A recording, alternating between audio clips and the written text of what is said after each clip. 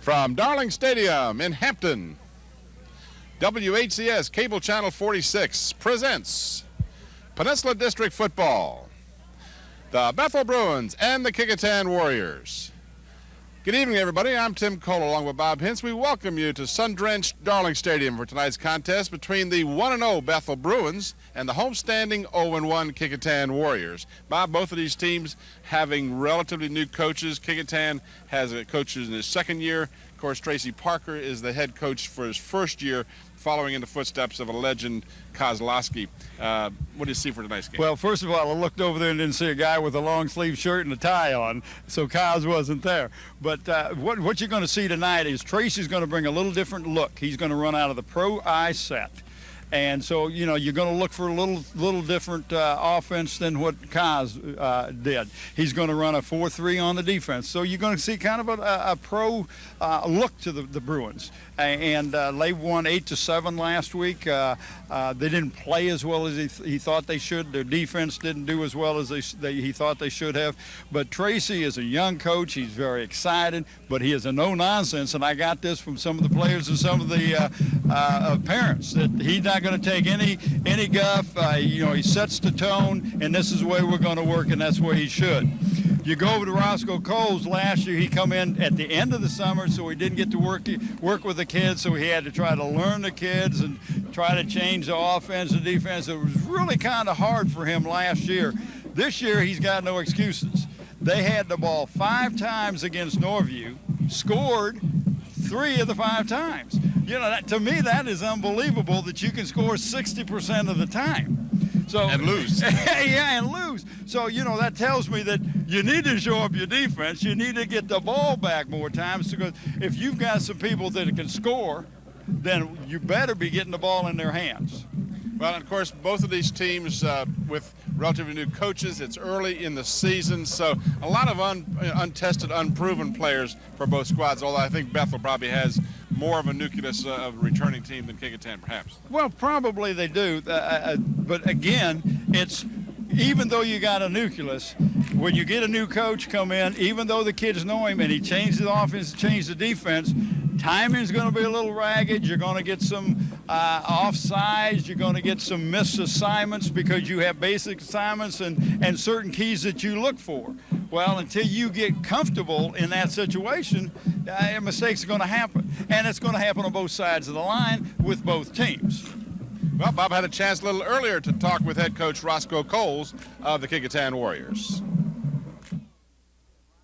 I have the Kecoughtan Warrior coach with me, Coach Coles, and Roscoe. Last year you came in at a situation where you didn't get to set up your weight program and everything, and now you've had a year with the kids. They know you a little bit better. You got your system in. What do you?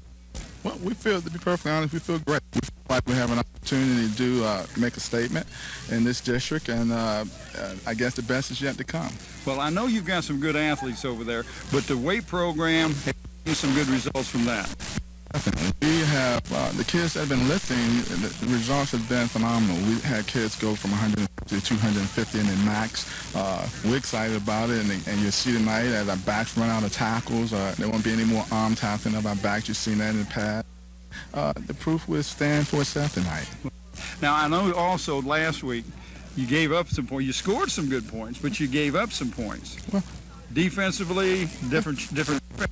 Well, last week we played a little bit of 43, and we was experimenting with, and it didn't pay out. The kids did a great job. As a matter of fact, they just didn't tackle well.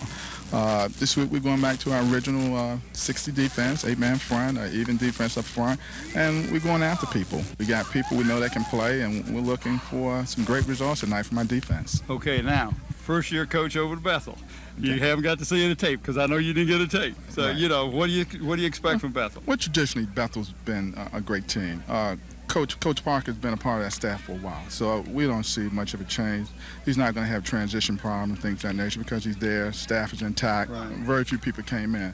So we expect pretty much a great game from Bethel, a lot of continuity, not a whole bunch of confusion. Well, this is the start of a season for you. Absolutely. Number 2 at Kecoughtan. Absolutely, and we're looking forward to it. Well, congratulations on a fine summer, and congratulations and good luck to you. I mean, well, thank you. for the rest of the year and tonight. Well, thank you very much, and you're going to see great things from Kecoughtan. Good enough.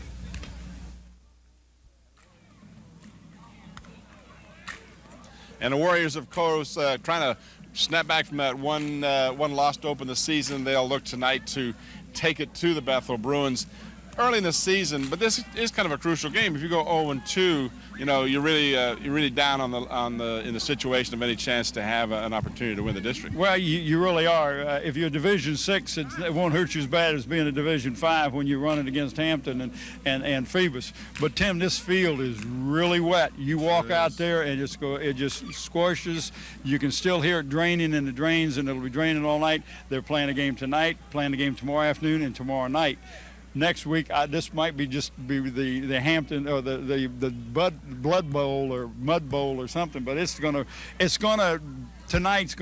gonna see the runners that we call mudders, those that can run where the turf is soft and heavy and be able to pick up yardage. That's going to happen. The ball is going to be wet and slippery because you can't set it down without it getting wet and slippery out there. So we know Jason Wood can pass the ball. I don't know about the Kecoughtan guy. He had like six completions, but about 8 yards.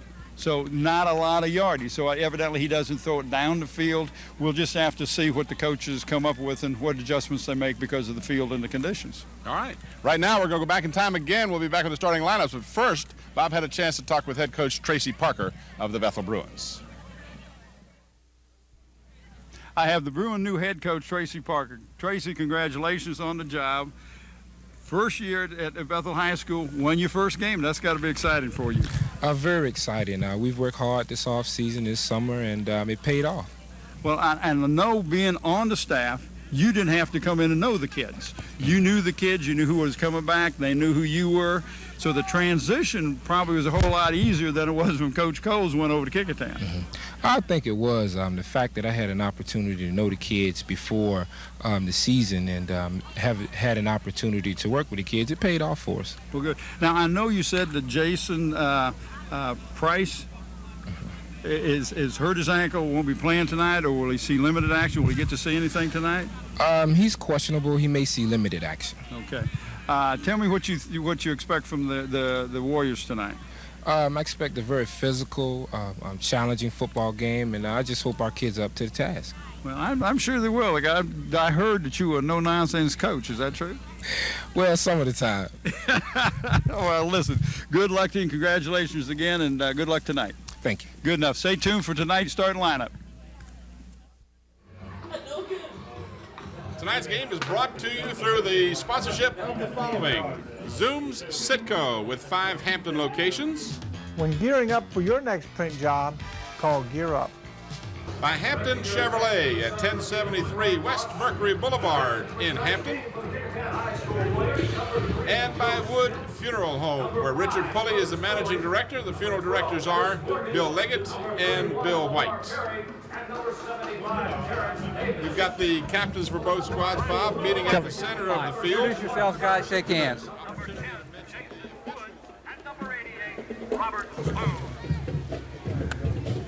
Okay, gents, let me introduce the other officials for you. Mr. Reckendorf will be our back judge. Mr. DeSago will be our line judge. Mr. Adamowski will be our umpire. Mr. Hartson will be our lines. And Mr. Smith will be our field judge. Gents, the clock will be official unless I tell you otherwise, okay? Bethel, I'm going to call you white. Kecoughtan, I'll call you green. If I have a foul, ask for the white captain or the green captain. All right, I want you to take 2 things back to your team. The first is when the whistle sounds, it's over. Nobody's going to pick up a loose ball and go for a touchdown. Nobody's going to break out of a tackle and go. If you got somebody wrapped up and the whistle goes, let him go. If you're running with the ball and the whistle goes, ease up. The other thing is when you hit somebody, they know they've been hit. You don't have to get in their face and tell them, okay? All right, we had a pregame toss. In the pregame toss, Kecoughtan, you won the toss. Captain, you elected to receive at that end, correct? Put your back down here, Kecoughtan. Bethel, come around here. All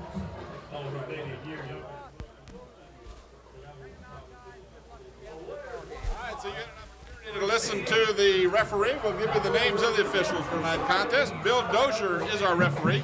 George Adamowski is the umpire. Mickey Hertzheim is the linesman. The line judge is Mike Jerzega. I got it right yet. Field judge is Pete Smith. That one I can work with. And the back judge is Danny Reckendorf. There you see the officials. The Warriors will have the ball first. They are the home team tonight, clad in the complete green uniforms with the white numerals. we get a chance, we will show you the offensive lineup for the Warriors and the defensive lineup for the Bruins. And you can see coming into your picture the Bethel Bruins coming on the field. A very soggy, wet, damp field. All right, Kecoughtan on offense, Bob. Okay, quarterback is Joe Daly. The running backs, Joe Smith and Lamar Perry. The flankers, Joseph Player. Split end, Philip Tyson. Tight end, Sean Rowe, whose dad is announcing the game tonight. The center is Eric Holm. The guards are Kevin Lyons and Michael Holm. And the tackles are Jason DeBusk and Edward Ross. That is your Kecoughtan offensive starting lineup. And as you look across the field, there are the Bruins, and the Bruins on defense. The defensive line will be Solomon and Lee. The defensive ends are Boone and Watson. The outside linebackers, Wood and Hobson. The middle linebackers, Holloway. Sharpless and Whitehurst are the corners, and the safeties are Streeter and Kenneth Clark. And then you have the starting offensive and defensive lineups for tonight's ball game. Tim, last week we saw that sometimes when the kickoff man was kicking, his foot slipped out from under him. As you see, there are some bare spots with no grass on it in the center of the field.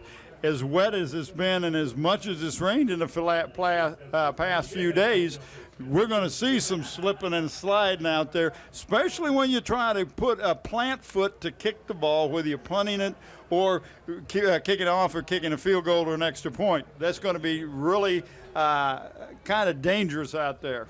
This game videotaped on the 10th of September, 1999, for your enjoyment. Those of you that stop to think about it, we had a tremendous amount of rain last night, and for that matter, all week long. And this field just cannot absorb any more moisture. Larry Malloy and his group have done everything they can possibly do with this field, but it's just out of their control. Well, it's still draining. Tim, we will pick a player of the game for both of these teams tonight, and that player will receive a plaque and a shirt. Plaque comes from Buckwalder Engraving Inc., which is now located in Tab Square in York County. They can handle all your engraving needs. Contact Jim or Dave at 596-8850. Shirt comes from the Island of Hardware and Sporting Goods. They're located in Pecoughtan. They can meet all your sports needs with a full line of athletic goods, both team and individual, equipment and uniforms, and screen printing. Call Dave Chubb, 868-8467. John Roberts is the owner as we go kicking off. Matthew Andrews puts the foot to it. It is taken at the 11-yard line, but we've got a whistle and a stoppage of play before we got it underway. Well, I watched number 53, Matthew Andrews, and he really approached that ball kind of gingerly. Did get a good foot on it. And I'm not sure what happened unless the official never got a chance to blow the whistle to start the contest, but we're going to do it all over again. Gives me the opportunity to tell you back deep to receive for the Warriors is Emmanuel Anderson on the far side of the field and number 13, Justin Green, on the near side. So now we'll get it going officially. And Andrews gets a good kickoff, taken by the up man at the 15-yard line. Out to the 30, that is Joe Smith. Joe Smith is a junior, 185. He's put back there to help block, but Tim, that was a short enough kick. You get it and run, don't let it hit the ground. As we've already mentioned, Joe Smith, the starting running back for the Warriors, so he's very familiar with carrying the pigskin. First good chance we've got to see the Kecoughtan Warrior quarterback, Joe Daly, Tim. Last year, of course, Derek Fenner was a quarterback. He's now at Hampton High School. Got a split backfield, flanker, and a split end. Daly over the center.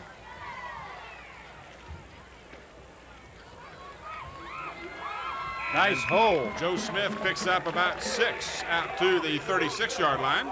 Well, he did a good job that time, Tim, and the hole was really blocked, designed to go up the left side. He bounced it out, and there was a nice crease on the right side. Picked up some good yardage, good positive yardage on the first down. Coaches look for that. Just a quick reminder, those of you that may not be familiar, there are 12-minute quarters in high school football. 36-yard line, 2nd down and 4 for the Warriors. See the Bruins in a 4-3. Just really, and Tim, they just filled the gaps. There was no place to go that time. Lamar Perry got the handoff and may have lost about a half a yard. Let's call it no gain. It'll bring up 3rd down and about 4. But Tim, you know, I don't think I'm going to see a lot of passing early. And I think if you noticed, Bethel that time was edging up the line of scrimmage, almost had an 8-man front. Not many places you can run, and you only got 7 blockers up there, so it really makes it hard to run against 8 people. So you know the coaches are going to be observing that and may take that gamble, trying to break a receiver into the open. 3rd down and 4. Smith has the 1st down, and plenty more as he gets the corner and is out close to midfield at about the 49-yard line. Well, one bad thing about having 10 men within the line of scrimmage is if you break it, the safety, you've got to come and get it. Watch the replay. Did a good job of finding a hole, and the offensive line did an excellent job of making a hole. Well, they really did, and the lead back picked up the linebacker on that side and allowed him to pick up some yardage. What did he get on that carry? 13. So the Baker's dozen gives the 1st down to the Warriors on their side of midfield, 49-yard line, 1st down. Well, that's got to make the coaches happy. You got a good positive start. You pick up that initial 1st down, get rid of some of those butterflies. 6-man front. We had a jump on the right side. So the right end left a little early, and that'll cost the Warriors 5. I was talking to Tracy Parker, the coach over at Bethel, and you know, I said, tell me a little bit about your leadership, your seniors. He says, we don't pick people to be leaders. Before the ball was snapped, false start against the offense. He says, we let them step up. They can be seniors, they can be juniors, they can be sophomores. But he says our seniors, all our seniors together have a combined 2.5 GPA. That's really fantastic.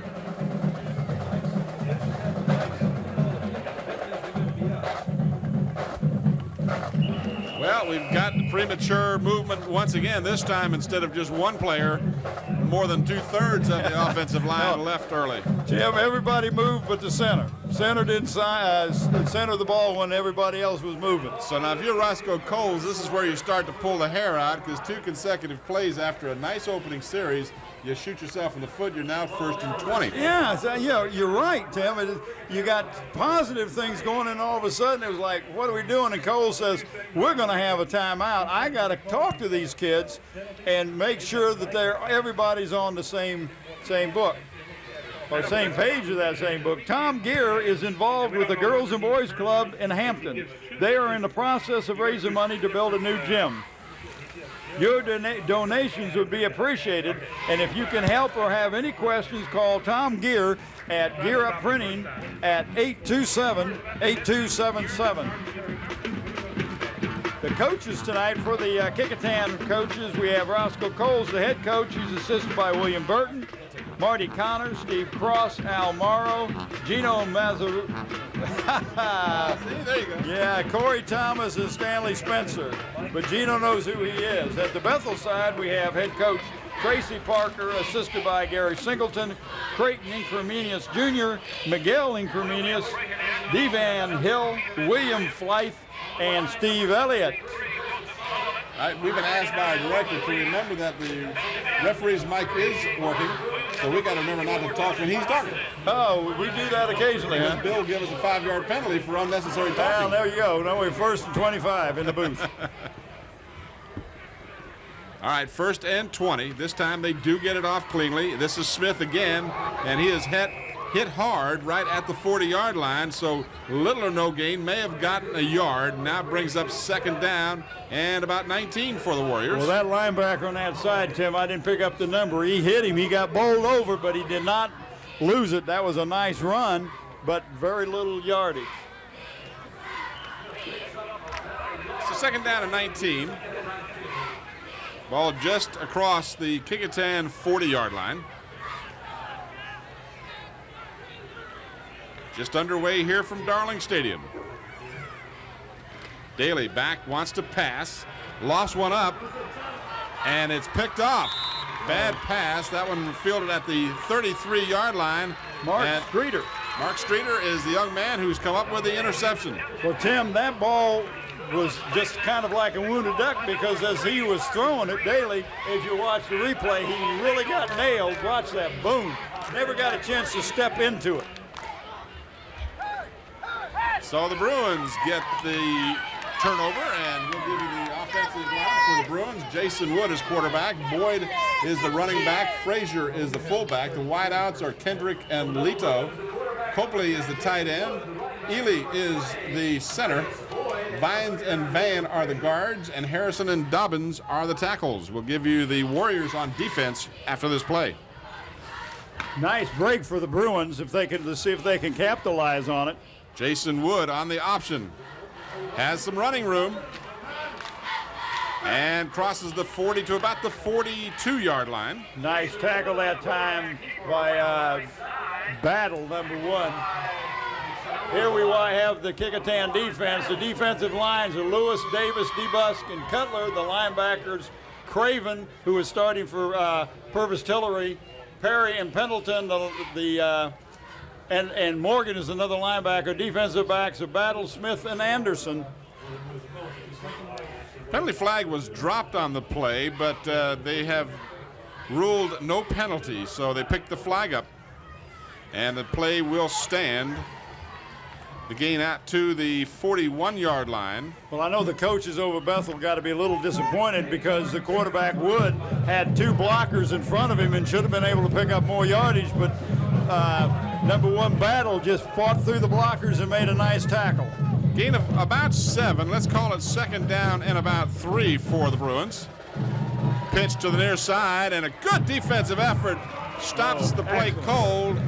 Anais Boyd never got a chance to get going as the pursuit on the right defensive side of the Warriors was there to stop him all the way back to the 36-yard line. Well, that was Nolan Cutler. As you watch the replay, Tim, watch him shoot through there and trip him up, slowed him down. But this field is slow.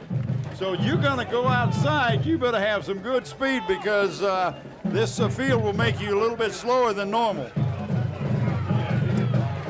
Third down and about 7 for the Bruins. On the option again, Wood keeps it and gets back to the line of scrimmage. That's about all, and this will bring up a punting situation for the Bethel Bruins. And we got number 7 for the Bruins is going to do the punting. He's one of the backup quarterbacks, Mark Jefferson, 6'1", 188 senior. So the defense does the good job for the Warriors. That was the one thing that Roscoe Cole said that they had to improve on. They scored some points, as you mentioned, Bob, 3 of the 5 times they had the ball in their opening game, but didn't do the job on defense. So in the first series there, they certainly showed that. Number 31 and 3 for the Kecoughtan, that's Joe Smith and Lamar Perry. Back deep. This is Low Smith. Kick, and it's returnable. 36-yard line, very returnable, down the sideline, out of bounds. But Smith will give the Warriors good field position at the Bruin 40-yard line. Boy, did you see the block that battled through? Great job. Almost broke him for a real long gainer, but you have a line drive like that. As we watch the replay, now watch this block coming up right here. Boom. That battle. Did the number on him. He's not, but 5'10", 165, but really is impressive. 39-yard line is where they spot it. Check out your neighborhood Zooms. There are 5 Hampton locations. That was a 28-yard punt, but a 26-yard return. And now the Warriors, after the good defense, have the ball in great field position thanks to Joe Smith. And nothing happening that time, as in on the stop for the Bruins was number 33, Ryan Holloway. Tim, he just wrapped him up good. And who was that carrying the ball? Smith, wasn't it, Joe? Smith. Nowhere to go. Got him right at the line of scrimmage. Great defense that time. Well, we're happy to have Wood Funeral Home as one of our community supporters again this year. Wood Funeral Home, where the funeral director is Richard Pulley. On staff are Bill Leggett and Bill White. No gain on the play, second down and 10. 7:16 remaining here in the first quarter. No score. Kecoughtan and Bethel. Warriors split backfield, double wide receivers left and right, and the wide receiver left a little early. Didn't get a flag. And finally, the flag comes down out here. It wasn't thrown on the side. I don't understand. The side judge didn't get that. Dozier got it. He's got holding. He's got holding, but why in the world there wasn't a flag on the premature motion by the right end is beyond me. He left, took 2 good steps before the ball was snapped. Not only was he going forward, but he was in the neutral zone. Watch the replay here. Maybe we can pick that. Well, we'll just pick it up after it starts. Good job of running with the ball by Perry, but all for naught, as holding will be the penalty call, and needless to say, the Warriors will be penalized. We'll listen to Bill Dozier tell us Holding against the offense. 10-yard penalty, replay, second down. In or out? That hurts them. They had great field position, and now we're, what, looks like about 21? Yep. Just on the Warrior side of midfield. Second down and a ton. Smith hit once, hit twice, and the third time is the charm. As again, now this time coming in was number 73, Joseph Solomon. He did the finishing touches, but Smith was slowed down nicely. Holloway again did a good job of he really just slowed him down. You're right.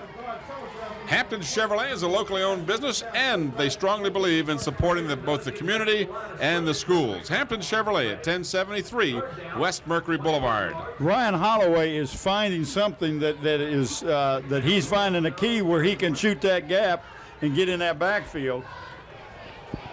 Third down and 20. 21, I guess you'd say. They actually lost a half a yard. Daly feeling the pressure, and he gets back to the 49-yard line, so he'll end up losing yet another yard. And the Warriors on offense unable to get on track here. They'll have to kick it away.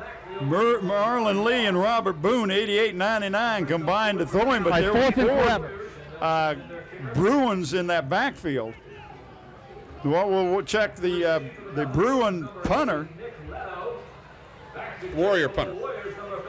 Yeah, what'd I say? Bruin punter. Well, the Warrior's going to punt it, Bruin's going to run it. Jason Broski is going to kick it, and almost had it blocked. Just got it away. Nice looking kick. Takes a Warrior bounce, and it'll roll all the way down to the 10-yard line. So the Warriors get a good roll on the ball and a nice punt by Jason Broski. Well, number 25, Kenneth Clark, came within an eyelash of getting that ball. Didn't look like anybody touched him. 41-yard punt with no return. So the Bruins will start from their 10-yard line. We have no score, 5:25 left to go here in the first period. Tim Cole and Bob Hintz, along with Bob Killen and the Channel 46 crew, on Bay Day weekend here on the peninsula. Bethel does not have the field position last time when they got that interception, and they could not move the ball. Let's see what happens this time. Nice opening. Look at this. He's got the corner and out of bounds at the 35-yard line. The stop by Battle prevented the touchdown. And Ananias Boyd just found a seam there right off tackle, Tim. 25-yard gain. If he had a little bit more speed, he would go and watch this replay. Well, he had the speed, but Battle had the angle. Had the angle. Good point. Ball marked just shy of the 35-yard line. First down for the Bruins. The Bruins are now in the I formation. Boyd gets the handoff from the deep set, and he's still going out to about the 39-yard line, so he picks up about 4. So the Bruins now sticking on the ground and using the speed of Boyd. That was number 2, Raymond Craven, making a tackle. Tim, he is starting tonight in place of Purvis Tillery, who has injured his ACL and was hoping to be able to play tonight, but the brace he had was too small. And Purvis, you and I have watched Purvis play for 4 years, and I met his brother, who was an 8th grader, And I told him, I said, Purvis, you're going to be looking up to your little brother. He also wears number 5 on the JV team, just an 8th grader. They marked the ball at the 38-yard line, so let's call it 2nd down and 7. Ananias Boyd again gets the call. He's across the 42, out close to the 43-yard line. Needs to get to the 45 to pick up the first down, so it'll be 3rd down and short. Both teams trying to get the offense started. Sorry, Bob. That's okay. Pendleton had to come up from your defensive back to make that stop. Tim, you don't want your defensive backs making the tackles. Not that you want your linebackers and linemen to be hitting that guy. If he's getting to you and you're making the tackles and you're a defensive back, he's picking up too many yards. So the Bruins looking for the first down, 3rd down and a pair. They give it to Boyd, and Boyd bulls his way very close to the first down. It would appear that he's got the first down because he needed to get to the 45-yard line, and that's where he has it. So the nose of the ball right on the yard line, and that's enough for a first down. Bill Dozier says that's close enough. Bill could have called up here and asked you. You would have had a good angle on that one. Bill had the right angle, too. He saw where that yard marker was short of it, and the ball was on it. Remember last week, saw one that was measured was a yard. You wonder sometimes. So the Bruins get a fresh set of downs. 2 first downs in a row for them.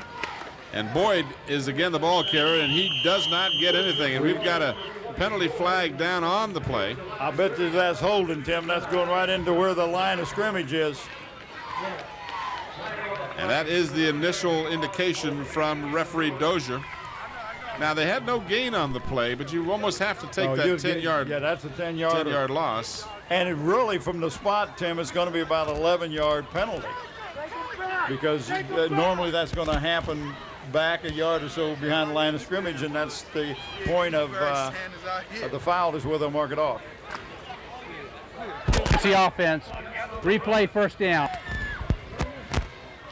So, as you said, Bob, very accurately, about an 11-yard loss. So it's 1st and about 21. ISO! ISO! ISO! ISO! They've got the reverse coming to the near side. This is Kendrick, and he fumbled the ball, and fortunately for the Bruins, he fumbled it out of bounds. So Bethel will keep possession. Well, that was a nice call, Tim. Had the blockers out there, but they can't get a hold of number 1 Battle. Battle just avoids the blockers and was there. Watch the replay, and the ball comes squirting out of your hand. Just forgot something. Well, it's kind of wet. You're going to change hands, and it just kind of gets slippery. It looked like they had picked up more yardage than that on it, but it was about 4 yards they picked up. It looked like he was going to get a lot more than that out of it. Got a good look there. Big number 70, Jason DeBusk, 305, 6'2". Has not missed a meal this year. And now we've got a flag down. And that's going to be delay of the game against the offense. Listen to Bill Dozier, but he's already given us the indication. Foul, delay of the game against the offense, 2nd down. So Bill's gotten more airtime than we have here in the first quarter, Bob, as the penalty flags have been flying as you might expect in the second game of the season. And I told you that earlier, that you're going to see a lot of that until these kids get comfortable with the systems. Wood stumbles, throws, and completes the pass at the 35-yard line, but after a short gain of about 2.5, maybe 3 yards, that's all. As making the catch was Nick Leto. Tim, good job of coming back to the ball, but when he caught it, he got hit almost immediately. He's watched. Oh, I thought we might have the replay on that, but we don't. But that was a classic example of not being able to make a turn after you get the ball. Great defense that time on part of the Warriors. 3rd down and about 19 to go for the Bruins. 19 to 20, close enough. Wood gives to Boyd. And he is tripped up. He looked like he may go a long ways, but looked like number 6, that's Dominique Gaines, might have gotten a hand in there and tripped up Boyd before he got untracked completely. So that brings up 4th down and long. Now here's your replay. You're just going to see Just got a hand on him. Good point. It was the number 6 boy. Right the first time. Yeah, Gaines. So now Jefferson in deep punt formation detects something and decides to call a timeout for the Bruins. Well, there was 10 Bruins on the field, and you only have 10 Bruins. You better do something because they can block that punt, and you don't want them to do that. Smart move that time to call timeout by Jefferson. 2:13 left here in the scoreless first quarter. We'll be back here next Friday night, and we'll be here every Friday night during the regular season. Next week, it's the St. Bethel Bruins, as they will host, or at least be playing, I should say, the Hampton Crabbers. Yeah, the Hampton is, they're playing tomorrow night, Saturday night. Phoebus plays tomorrow afternoon. 3 games on this field. This is not the weekend that Larry Malloy wanted 3 games on the field because of the conditions, but that's the way the schedule works. Well, and then we've got the discussion of Hurricane Floyd heading our direction in the middle of the week. This field may get well, I don't think we have a water problem anymore.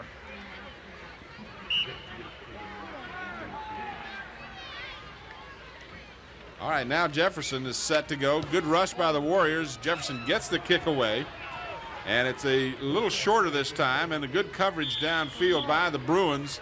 That was Kendrick. So a 27-yard punt to the 30-yard line with no return.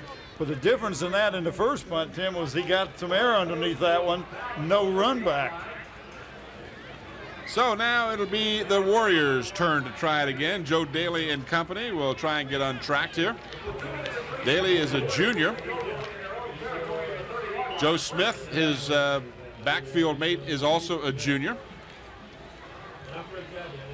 Perry, number 31, is a senior for Roscoe Cole's Kecoughtan Warriors. From the 30, first down.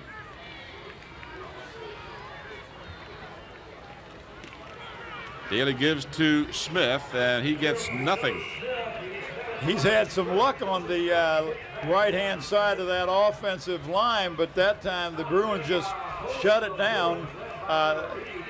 You just kind of took any angle away. There was nowhere for him to go that time.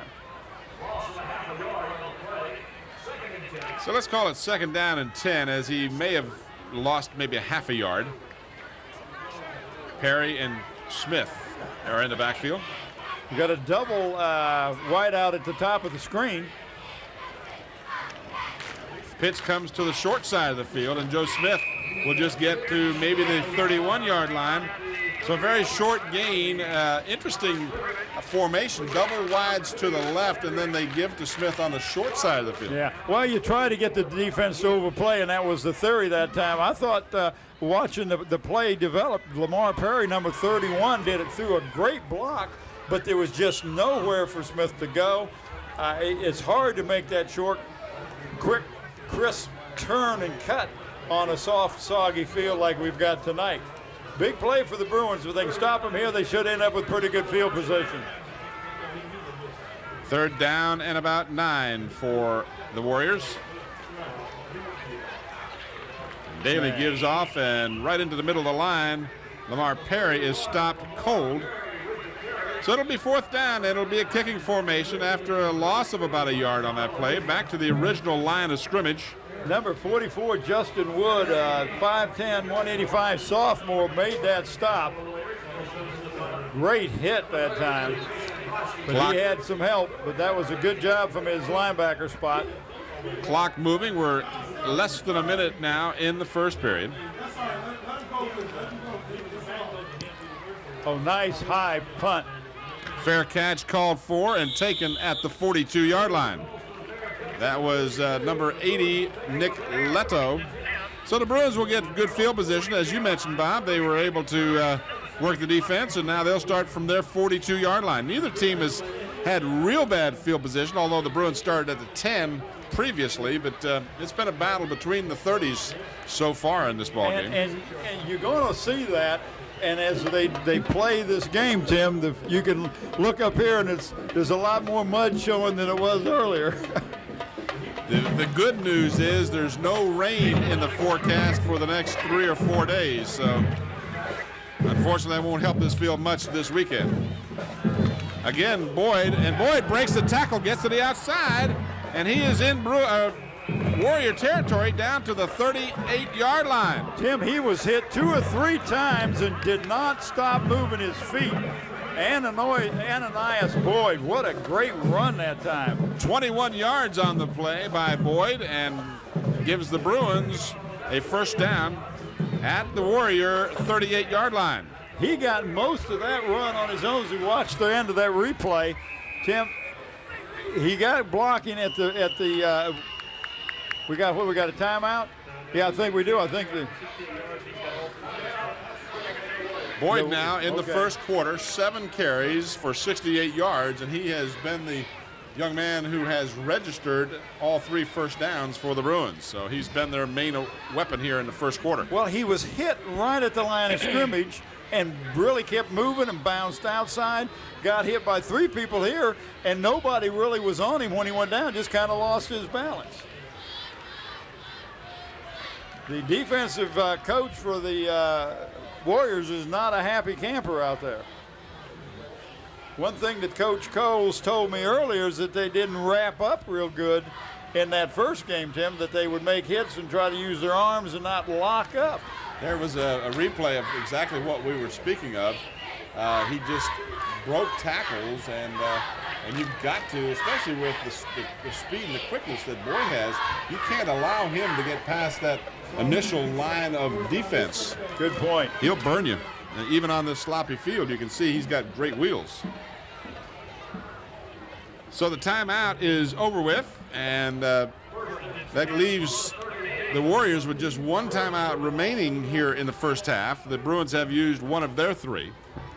And again, Boyd gets the call, and this time he picks up a couple of yards to about the 35-yard line, and that should be the final play of the first quarter. And what they're doing, Tim, is they're getting that ball back to him far enough in the backfield that when he goes forward, he can kind of look and find that seams, and Boyd is doing a great job of finding some holes out there. Well, we've played 1 quarter here at Darling Stadium on the 10th of September, 1999, and our score after 1 is Kecoughtan no score and Bethel no score. We were talking the other day, Bob, about some of the upcoming contests we've got. Coming up this coming Friday will be the Bethel Bruins and the Hampton Crabbers. And then the 24th of September, we'll have the Kecoughtan Warriors hosting the Denby Patriots.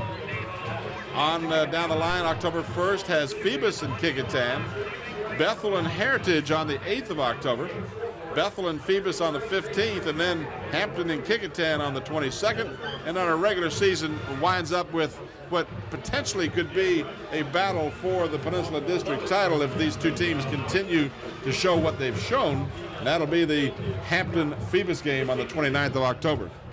Kecoughtan has 11 rushes for 18 yards.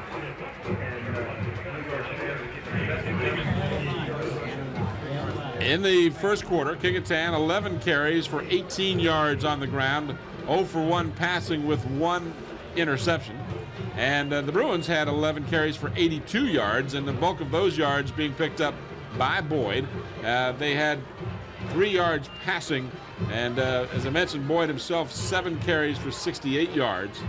Or is that 70 yards now? 8 carries for 70 yards after that last one. Okay, second quarter just set to go. We got a new number in the backfield. That's number 36, DeLance Stiles for the Bruins. He's a big one. Stiles comes in at 6 foot, 208-pound junior. Well, Tim, if you look at the way they're lining up in that I formation for the Bruins, that tailback is about 8 yards deep in the backfield. So that means he can get a good running start when he gets that ball and keep his head up. He's going to find an opening, hopefully. Ananias Boyd was doing that. We'll see what kind of vision that Stiles have at that fullback. He's playing fullback. But you can see, Tim, that's a good 8 yards deep. Play action. Jason Wood wants to throw, and it's almost picked off as both the receiver and the defender slipped on that sloppy field. Brendan Hill, number 86, was the intended receiver. Tim, there was only 2 receivers out that time as we watched the replay. 2 receivers, And look, you can see 3 defensive men around. That's not the kind of odds you want if you're the quarterback. And as I mentioned, both the receiver and the defender, in an effort to stop and go back to the ball, slipped on this field and were unable to come up with it. So now 4th down, the Bruins will be kicking. Jefferson back deep, contact made, no penalty flag. And the ball bounces into the end zone as Joe Smith, in retrospect, made the right decision, but for a moment there, it was touch and go. Looked like that ball might die at the 1-yard line. Well, it's rolling more than I thought it would on this real soggy field. A lot of times the ball will just die. 35-yard punt, no return, but they get the 20 yards back out to the 20 on the touchback. So a net of 15 on the punt. But it has been, in this kind of game, you're going to have a field position game, and probably going to take a break of some sort for either one of these teams to get on the scoreboard. It's just almost impossible out there. Right, a turnover deep in the other person's end of the zone, end of the field, that could be the difference in this ball game. You got a great point. Daly gets a man in motion coming to the near side. That is Philip Tyson. The pitch goes to Smith, and Smith got not much, got about 3 yards, as again, good pursuit by the Bruin defense on the right side there. Kyle Whitehurst, number 49, did a good job of going in there and taking out some of that interference. He's 6 foot, but just 166 junior. Ryan Holloway, number 33, also in. Watch the replay here. You're going to see the pursuit as the pitch from Daly back to Smith. And watch the defenders come up quickly for the Bruins. Right here. We could have almost had a block in the back right there. In the back, yep. Daly hands off to Lamar Perry. Got out to the 25. That'll bring up 3rd down and 5. Jonas Watson, defensive line, 212, 5'10 junior, making the stop that time. So the Warriors will look at 3rd down and 5 at the 25. This is a big play for the Warriors, because if you don't get the 1st down, that means you're going to have to punt. And if you remember last time they punted, Bethel came within an eyelash of blocking the punt. And I'm sure the coaches were aware of that, and we have another timeout by the Warriors, and that's got to be their last one, isn't it?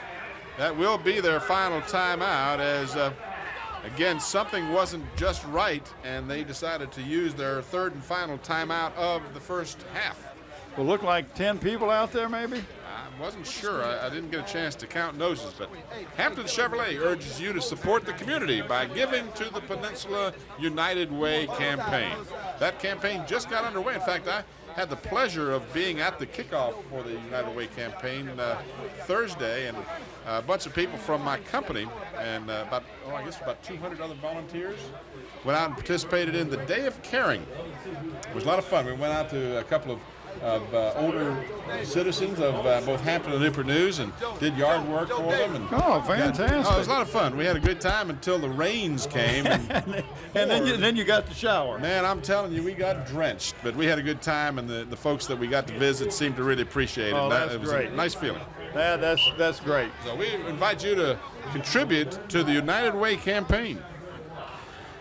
3rd down and 5 after the timeout.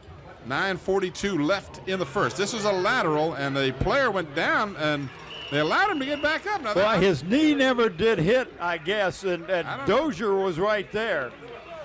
That was just a quick flanker screen, but you're right, it was a lateral. Had he not caught it, it was a live ball. For all your printing needs, call Gear Up Printing at 1909 North Armstead Avenue. That's Tom Gear and Gear Up Printing. Call them at 827-8277. So the Warriors will have Broski back in deep punt formation. And the Warriors, with one player too many, get him off just in time. No rush at all from the Bruins, and Broski gets a good-looking punt away. And it rolls out of bounds at the 35-yard line. So that was about as good as you could expect out of that. And I'm very surprised that they didn't put a rush on. No rush at all. And they were working on the return, but Broski did a good job. Kicked the ball 32 yards and put it out of bounds for no one could return it. He did a great job in doing that. We want to tell you about our crew. Our crew does a great job. We got Ron ESPN Baton on the sideline, and he's got 2 cable pullers, Asa Carroll and Era Towns. These 2 young ladies run track over Bethel High School, but I'm sure that tonight they're just watching the game and doing what they're supposed to do. We have Bev Penn on slow motion. There they are, speaking of the young ladies. The other 2 cameras, of course, we have Nathaniel Braxton and Susan Bowers. I've got a tongue in front of my eye tooth here. I don't know what I'm saying. Wood picks up a yard, went back to pass, and realized he had no opportunity. Had a man wide open downfield, but he had no opportunity to see him or to throw to him. Well, and if he could have spotted him, he wouldn't have been able to follow through on it. The engineer is Don Chiraus, graphics and audio, Andy Foley, and of course Scotty Bowers, all around big guy, does everything. Saw Bev Penn here tonight, so we know she's here. Yep, I mentioned Bev. Make sure I mention her. Gain of a yard, 2nd down and 9 for the Bruins. Now, I know Bev is not rooting for any one team, but she is over at Bethel High School now. Oh, is that right? Yes. Boyd got the call, picked up a yard. So 3rd down and long, as neither team has been able to get untracked here. Boyd has been the only real offense for either team. Ananias Boyd has more than 70 yards here in the first quarter, and that's about 70% of the Bruins offense. Well, number 2, Raymond Craven's doing a good job stepping in for Purvis Tiller. He's been in on quite a few tackles so far this evening. Boyd just couldn't get to the outside, and one of the big reasons he couldn't was Dominique Gaines, number 6 for the Warriors on defense. Number 3 was also there, but you're right, Tim. If he'd have kept going straight ahead, he may have picked up more yardage. Tried to cut, foot slipped right out from under him. So again, the kicking game comes into play as Mark Jefferson will be standing inside of his 30.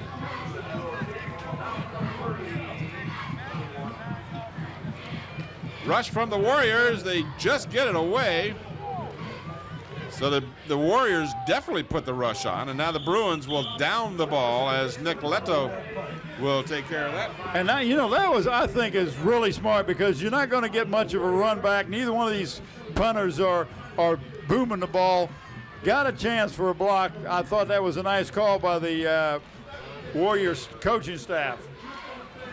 Put a heavy rush on the punter, but he got it away cleanly. We will pick a player of the game for both of these teams tonight, and that player will receive a plaque and a shirt. The plaque comes from Engraving Inc., formerly Buckwalter's Engraving. They're located out in Tabb Square in York County, and the shirt comes from Islander Hardware and Sporting Goods, and they're located in Pecoughtan. So the Warriors now will start from their 27-yard line. Joe Smith tripped up as he barely got to the line of scrimmage. Ryan Holloway in on the stop. He's 6 foot, 245-pound junior. I tell you, I'm impressed with him the way he's playing defense tonight. Holloway is just putting his nose right in every chance he gets. There you see the scoreboard here at Darling Stadium. A little more than 6 minutes left here in the first half, and we've got an officials stoppage of play for just a moment. Now they'll re-crank it. Warriors 2nd down after a 1-yard gain. Philip Tyson to the near side, just out of your picture. And Daly fumbled the football, and the Bruins have come up with it. And they did that. Number 25 for the Bruins did a job. That's Christopher Canaday. Maybe that's Canaday. Well, the Bruins I've got is Christopher Clark. Oh, I'm looking at the wrong one. I'm looking at 24. There you go. My bifocals really messed me up. Kenneth Clark. You get it right yet? So we're both having a hard time seeing what we're saying. But that was what we were talking about. You know, with that ball being slippery and the footing being precarious, that sooner or later something like that was going to happen. So now the Bruins will have their best opportunity at the Warrior 25-yard line. Well, everybody was coming. They were coming hard. Boyd gets the call and just about broke it. He's down to about the 16-yard line. He's getting some good blocking right at the point of contact at the line of scrimmage, Tim. The linebackers are making the tackle, but they're making it 3 and 4 yards beyond the line of scrimmage. Boyd is really showing some pretty good power. 2nd down and 2 for the Bruins after the 8-yard gain by Boyd as he approaches the 100-yard mark here in the first half. And Boyd will get the call again, and now he fumbles the ball. It got popped out of his hands, and the ball's still loose on the ground. Who's got it? And the Bruins ended up with it. Nice hustle by the big kid. Give you his number in just a minute. Just took that ball away. Was that now? Who is that? 78. Lamont Van, 6'1", 250. I tell you what. Good hustle. You call that one correctly, Bob. That ball looked like the Warriors were going to come up with it. Well, Tim, the ball's so slippery, the Warriors got to it first, but just couldn't hang on to it. I'm impressed with Boyd, Tim, just a sophomore. And you know he's going to get better and better and better. So now with a 1st and goal at the 3. Give it to Bruins. Boyd, right off the side, right off the left side. Full stack back out. No, it wasn't Boyd, number Boyd's 36. Boyd's not in there. That is DeLance Stiles who got the call, but did not get but a yard. Guess who's going to come back in? Yep. Well, you got to give him a breather every now and then. So pickup of 1, 2nd and goal at the 2.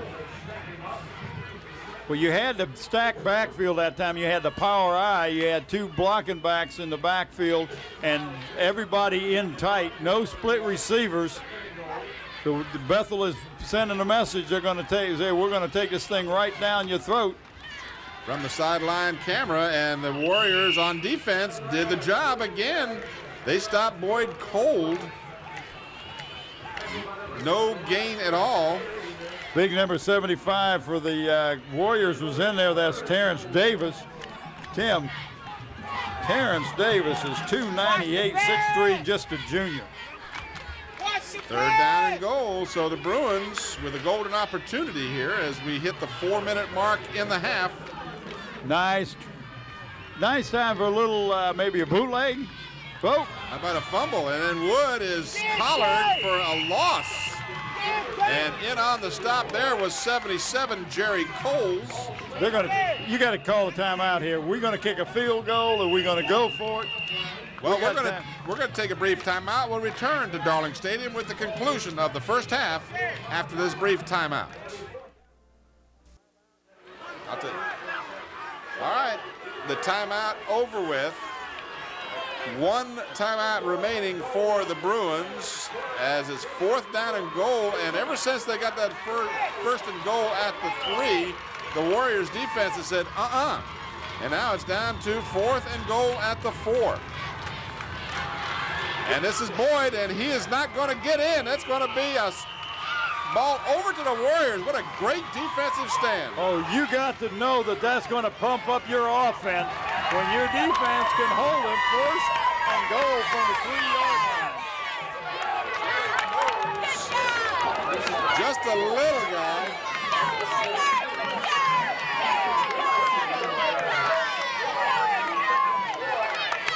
Jason DeBusk, one of the big guys in there, the 305 young man you were talking about. Jerry Coles, 6'4", 357. He was also in on it. Well, see, you can't move that if you're only 160 or 180. So the Warriors now just trying to get out from underneath the shadow of their goalpost. Just keep it on the ground and punch it out across the 5 to about the 6. And what you want to do, Tim, is keep the clock running, because where you are, you don't want to have to kick, because anything can happen, a bad snap, a slip, or anything. And you see the time. And if you can pick up a 1st down, you could probably run the clock out. But you're going to have to pick up a 1st down to run the clock out. Bruins have 1 timeout remaining. The Warriors have no timeouts remaining. Gain of 3, 2nd and 7. Again, they just stay on the ground with the ball, trying to eat up the clock, move the ball, try to get a 1st down if possible. But no handoffs. Joe Daly 2 times in a row now has just kept it. Well, and that's a smart, safe play. trying to get out of here at halftime after you had the Bruins knocking on your door first and goal from the 3. After the game, make that trip to Zoom. Zoom's is your friendly neighborhood store. 5 Hampton convenient locations. What do they got, Timmy? Beantown coffee, got fried chicken, potato wedges, Coca-Cola, Krispy Kreme donut. They got it all. Ooh, making me hungry. Have a treat. I hear they open one up there where you are. Yeah, pretty soon.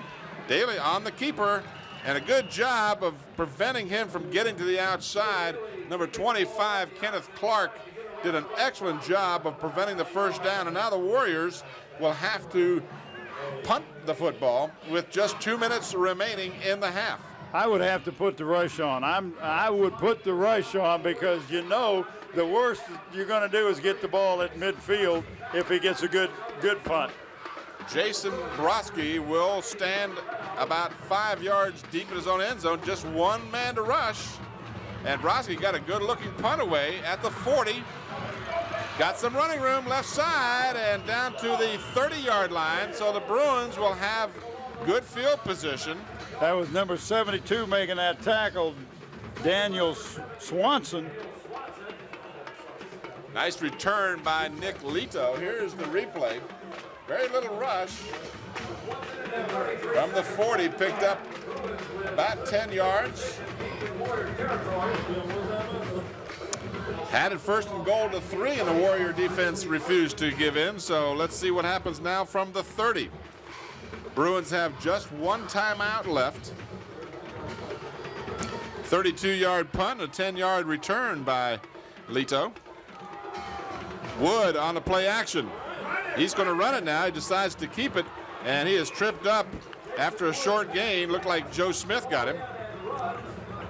Wood's initial response was, I'm going to pass the ball, but once he settled and said, I'm going to run it, then there's somebody opened up under downfield, but it was too late because he already made his mind up he was going to run the ball. Raymond Craven, not Joe Smith, number 2, not number 3, made the stop for the Warriors. Stand corrected, apologize for that. 2nd down and 9, and now we have an official's stoppage of play. Official had something to say to someone on the Kecoughtan sideline. I'm not sure what it was. Well, no penalty flag or anything, so now the clock is restarted, and we're down to 48 seconds to go. Wood gives to Boyd, and Boyd has been the offensive threat. He is down to about the 24-yard line, may have gotten to the 23. So gain of about 5. It's going to bring up 3rd down and short. And now the Bruins are going to call their final timeout here of the first half with exactly 30 seconds left on the clock.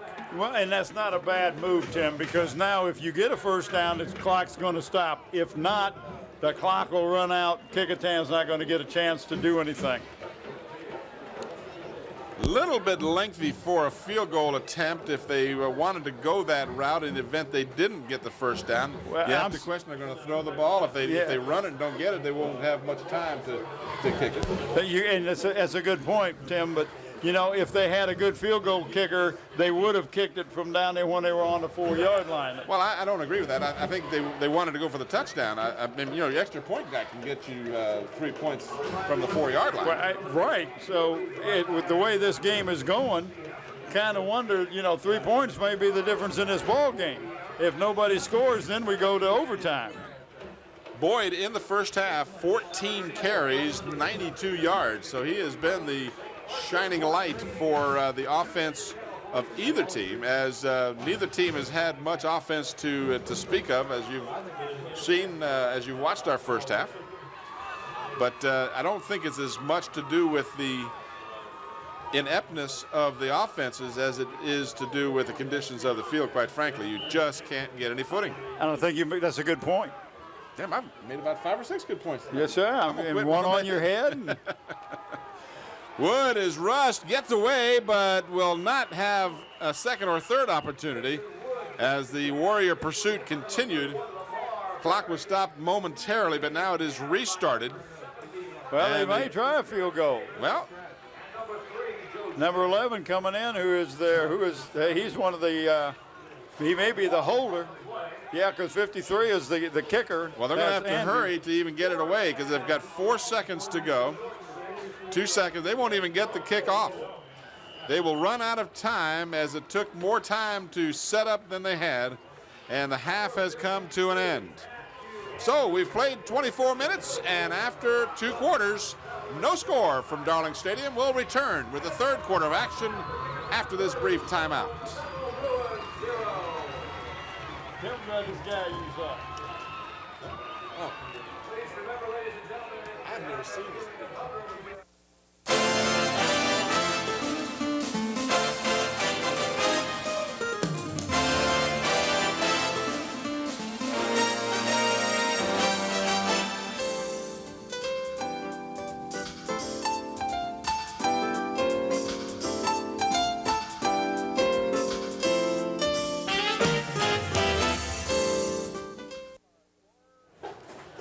Back here at Darling Stadium, our score at halftime. You got it, goose eggs. Neither team able to put points on the board, although the Bruins had a golden opportunity with a 1st and goal at the 3-yard line, but the defense for the Warriors held, and probably a couple of folks would raise the question in a game like this with field position, why not go for a field goal with a 4th and goal at the 4? But the choice was Tracy Parker's to make it. He went for the 1st down, or the touchdown, I should say, and came up short. For the Warriors, they had 17 carries for just 27 yards in the first half. Joe Smith carried it 8 times for 19 yards. They threw 2 passes. 1 was incomplete, and 1 was intercepted, and 1 was completed for -1 yard. Their total yardage in the first half was 18 yards. Had just 1 first down, penalized 4 times for 20 yards, and they fumbled the ball once, and they lost that fumble. For the Bruins, they had 23 carries for 104 yards, and Ananias Boyd had 14 of those carries for 92 yards. The passing department was 1 of 2 for 3 yards. Total offense in the first half, 95 yards for the Bethel Bruins, 92 of those from Boyd. And they also registered, let's see, they had 4 first downs, 3 of those coming on carries by Ananias Boyd. They were penalized twice for 15 yards, and the Bruins fumbled the ball twice and did not lose it. So both teams having real difficulty on offense. The Bruins, their standout with Boyd with 92 yards, and he was 90% of their offense in the first half. Well, Tim, if you get 90-some yards in 1 half of play in these field conditions, and we're talking about not a fast track, but a real slow track, you know, that young man, just a sophomore, as you can see, there's Mike Smith and Danny Mitchell and Lanny Franklin watching this game. But that sophomore shows me some real ability to run in a very precarious field. To start the second half, the Warriors will kick it off. And the left-footed kicker boots it deep down to the 7-yard line. And this is Ananias Boyd, and Boyd is tripped up, hit hard by number 71 of the Warriors, Michael Holm. He's a 6'1", 210-pound junior. Well, I tell you, Sean Rowe did a good job getting down there real quick and kind of slowing him down and making him cut, but you just don't want to give Ananias Boyd any running room. Sean Rowe, great job getting down there, making him change directions, and then, as you said, big number 71, boom, lowered the boom. 22nd yard line, 22nd yard line. I can't talk either. You're talking about me not being able to talk. 22-yard line is where they start. Give me a break here. Boyd, they pick up right where they left off, and Boyd gets nothing. Chris Morgan, number 12. 23-yard line. The offenses are struggling, as are the announcers. Yeah, we both, I don't know about you, I've been struggling all night, just names that I know. Like your own. Yeah, well, I have trouble, yeah. Who? No gain on the play, 2nd down and 10.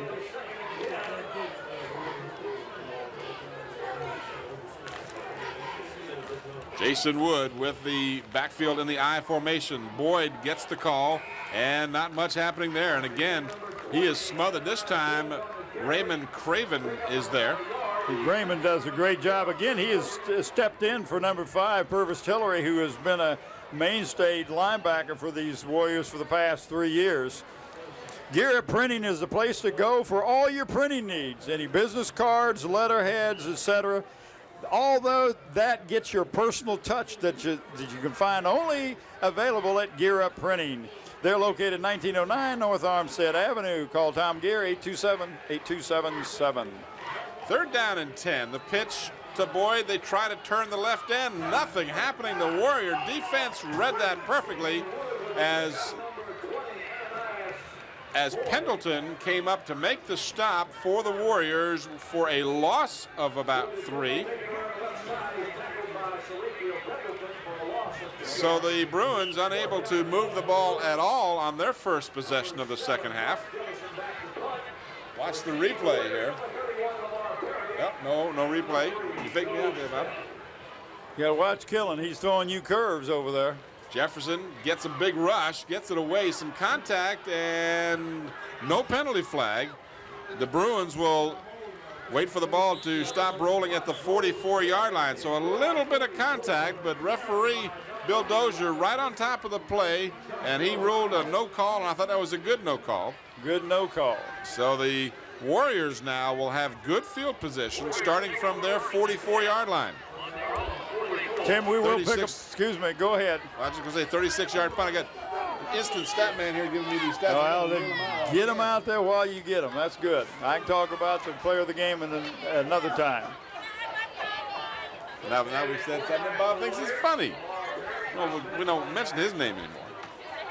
From the 44, Joe Daly is the quarterback.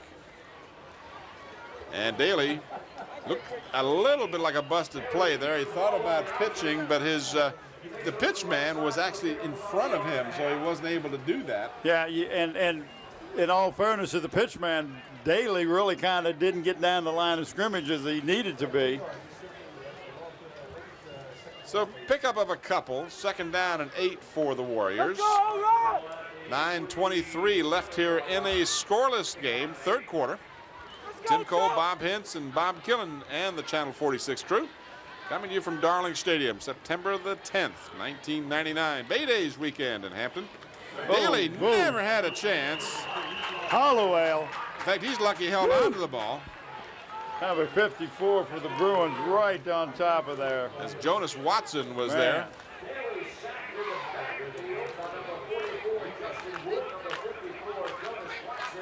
Give Justin Wood an assist on that, and looked like number 78 was also in on that stop, Lamont Van.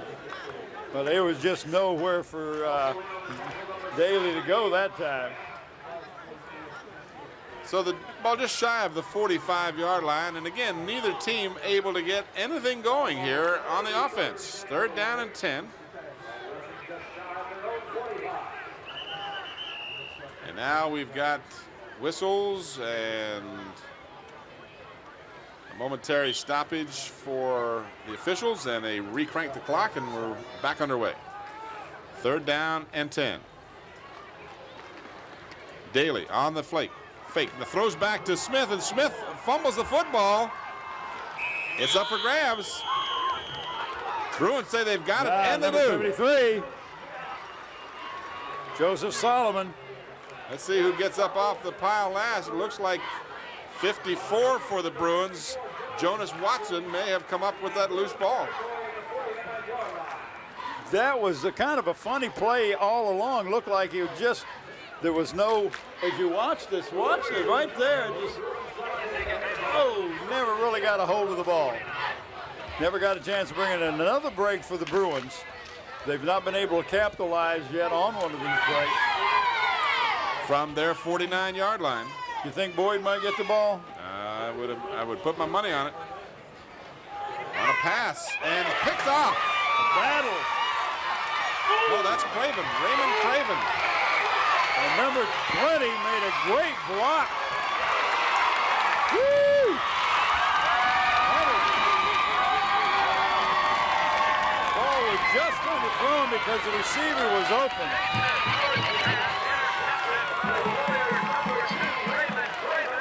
So Craven intercepts it, and watch the replay here. Like I said, battle, but it was Craven from that defensive linebacker. Watch this run, Tim. Right, look at that block right there. Oh, that was 20. A vicious block by Pendleton to spring him for some extra yardage.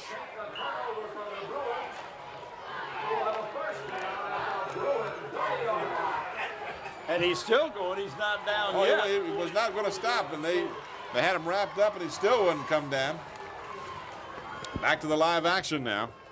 Warriors with a break at the 30, and Daly cannot get rid of the ball. A flag down. Well, I tell you, the defense of the Bruins are very, very stingy. Well, I just don't think they're getting much of a blocking scheme going there as Daly moving along the line of scrimmage on the option. They're just penetrating the blocker. Yes, they really are. No flag. There were 7 men on the line. You heard Bill Dozier tell you no flag, so no penalty. Well, we will pick a player of the game for both of these teams tonight, Tim, and that player will receive a plaque and a shirt. The plaque comes from Engraving Inc., formerly Buckwalder's Engraving. They're located on Route 17 in Tab Square. For all your engraving needs, contact Jim or Dave at 723, check that, at 596-8850. The shirt comes from Islander Hardware and Sporting Goods. They're located in Pecoughtan. They can meet all your sports needs with a full line of athletic goods, both team and individual, equipment and uniforms, plus they have screen printing on premises. Call Dave Chubb at 868-8467. John Roberts is the owner. Well, turnovers have potentially played a difference in this ball game, but to this point, it has not been something that the defense has been able to ultimately capitalize on. Joined us late, the Warriors defense came up huge after the Bruins had a 1st and goal at the 3 and ended up losing the ball on downs at the 3-yard line. So after 4 downs, they were unable to score. And now the Warriors have an opportunity.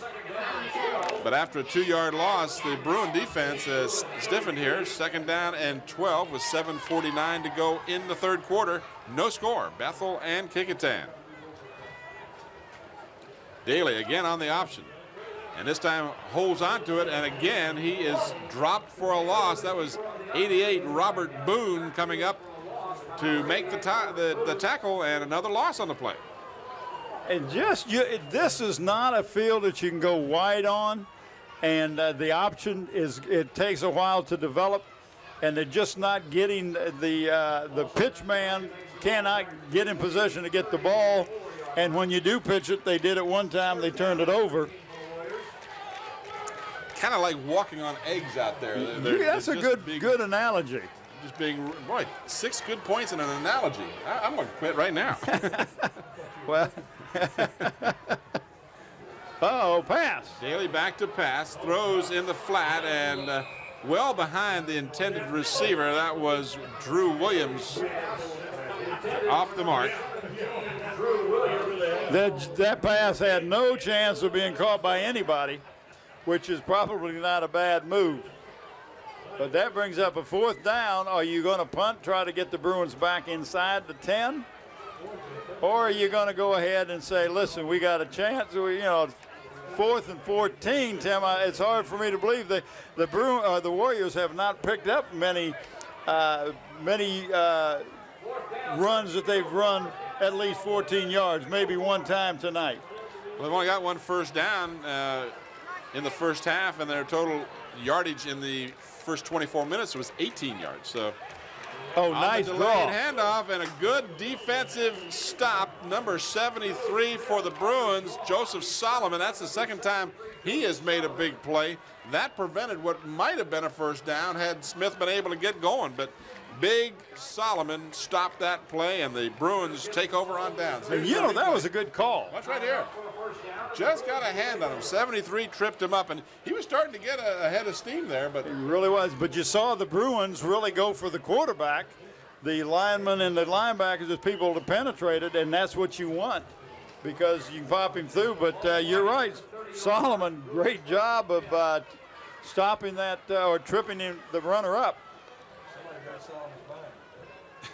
God. What did Killen say? Someone read Solomon's mind. Boyd fumbles the ball, and the Bruins recover. Well, that ball's getting hard to hold on I'm to. telling you, it's like Somebody read Solomon's mind. that was killer. We have to give Killer. credit where it's due and blame where it's due. Blame where it's due, right? Here's your replay. Boyd's going to have the ball just come loose. No one had hit him. Again, he was trying to change hands to protect that ball and just lost it. Ended up with a 1-yard gain, so it's second down and about 9. Bruins very fortunate to get that ball back.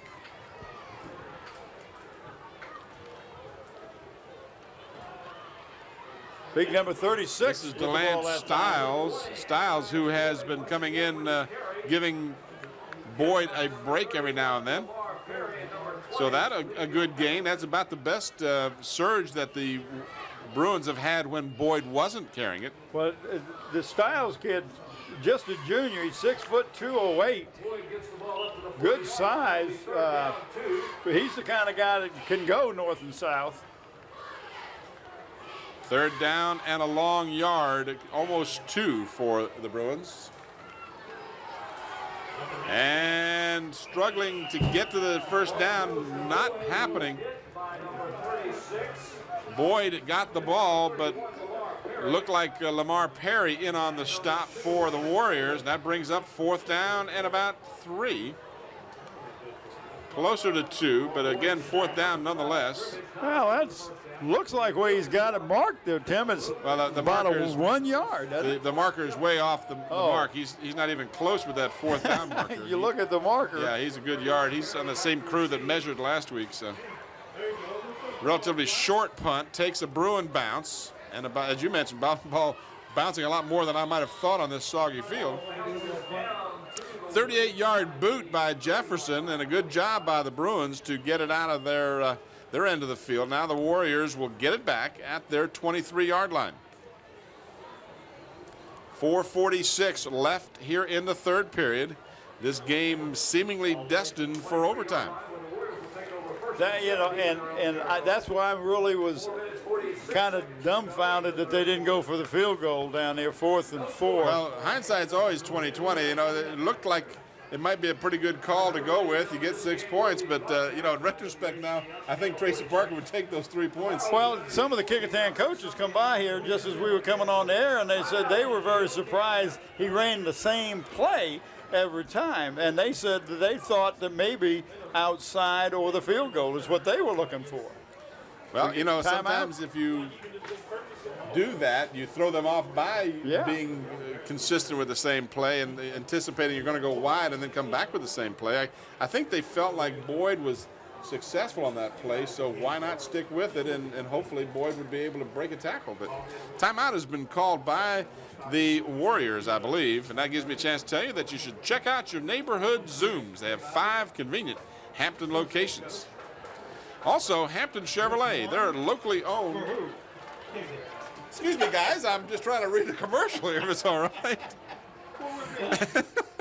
Well, we can't hear you because you're behind me, right? As I said, Hampton Chevrolet is a locally owned business, and they strongly believe in supporting both the community and the schools. Well, Hampton Chevrolet, of course. One of our most consistent advertisers at 1073 West Mercury Boulevard. We appreciate Hampton Chevrolet. Now go ahead and ask. Headset on with the hat. Headset with a hat, in case anyone was wondering. Not sure what the question was. Who is the head coach? Who's the head coach? We got a different quarterback in there now for the Warriors. I'll give you his name in just a minute, but that is him with the football. He faked the pitch, Tim. And it's a good thing because it would have been a forward pass. Terrence Thompson. Just a sophomore. Woo! We said that together. 5'10", 170-pound sophomore, and he picked up 28 yards. That's by far the biggest play of the ball game for the Warriors. And what really made that even nicer than the run is you watch on a replay, he faked like he was going to pitch it, and the defensive man went to the fake. 15. All right, first down at the Bruin 48-yard line. Thompson is again the quarterback. This time it gives off to Lamar Perry, and Perry picks up yardage down to the 42-yard line. It looks like a different team out there, Tim, and sometimes just a ball player coming in makes something happen on his own, and it just gets everybody a little bit of a shot of adrenaline, and they're doing things right. That's the first time in a long time that the Warriors had a 2nd and 5. Their offense just has been totally shut down here in the first 3 quarters of this ball game as we approach the 3:35 mark of the third. No score. Sophomore Thompson now at quarterback. And we've got a flag. That'll be delay of game. Just took a little too much time. And almost pulled the Bruins off, which wouldn't have been a bad ploy if he could have. Dead ball foul, delay of the game against the offense, 2nd down.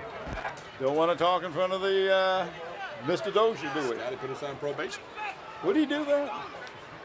Are you going to try to read another one? Can I talk over you? I've done my commercials for the 3rd quarter. Well, it's all Killen's fault. He shouldn't ask me a question. Well, I guess you guys thought because you were talking behind my back, no one could hear you, I guess. Well, we thought we was going through your ears. With that little channel there. I've seen that. 49-yard line. They back it up, 2nd down and 11. So the Warriors can't stand prosperity. They finally get a positive play, and they get penalized on the next play. Thompson on the option, pitches. This is Lamar Perry trying to get the corner, and boy, what a wonderful job on the defensive pursuit by the Bruins. So that number 15, outside to turn that ball inside for the Bruins. Great job by Thomas Hobson, 6'2", 220 senior.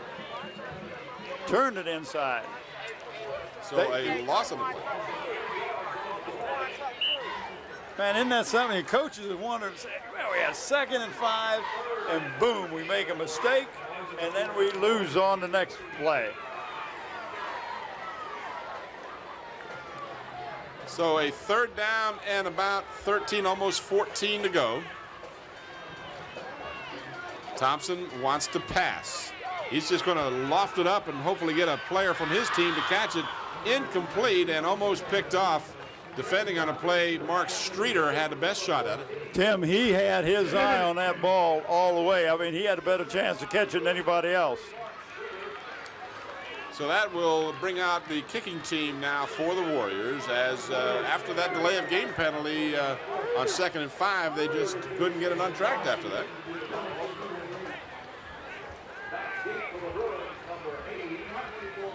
Jason Broski will be in deep punt formation, gets a high snap, but gets it away. The left-footed kicker gets a high, relatively short kick in a crowd, and that ball is covered by the Bruins. And he was trying to catch it, and I thought there was a rule you have to give him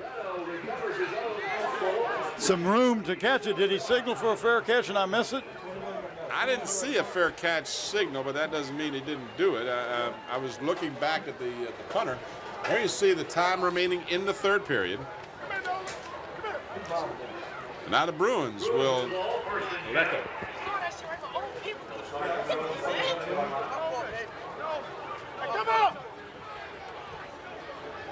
From the 27, Jason Wood. Hands off to, you guessed it, Boyd, and he loses yardage to the 25. Lamar Perry wrapped him up. It's almost as if the Warriors have said, okay, we're going to put 2 men on Boyd, and if they beat us with someone else, they'll beat us with someone else, but we're going to stop Boyd, and that's what they've done. Now the Bruins call a timeout, so they will burn their first of 3 here in the 2nd half. Comes with 2:07 remaining in the 3rd period. No score. Neither team able to get a sustained drive as you watch the replay here. That was the last play that Boyd just never got going. HCS Reports has a new look. Join anchor Beth Sadler Monday through Fridays at noon and 5 p.m. for all the news and information about the Hampton City Schools. That's HCS Reports on Channel 46.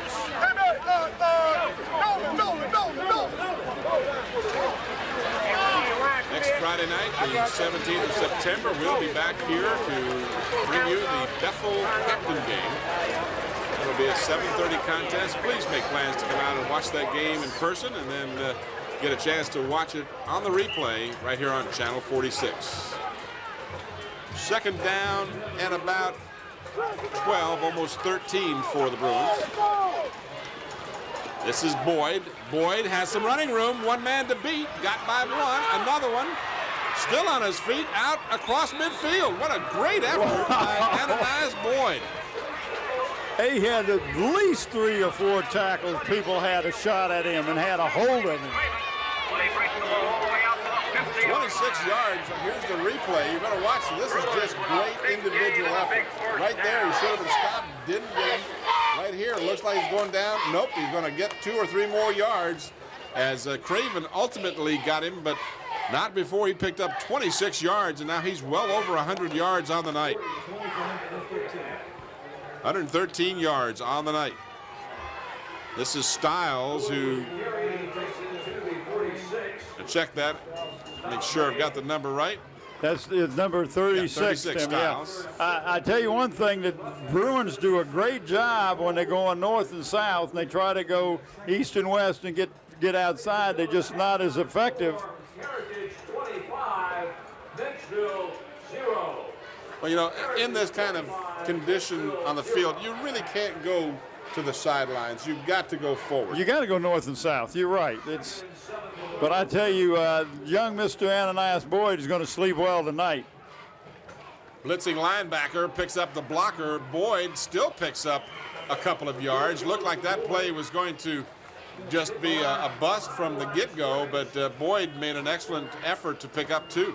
Well, he really did, Tim, and he should have been stopped in the backfield.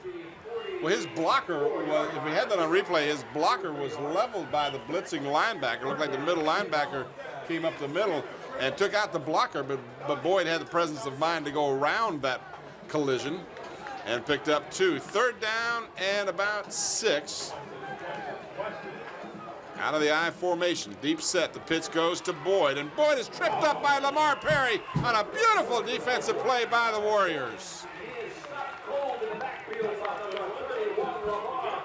So the defenses have just been outstanding. Trying to get outside.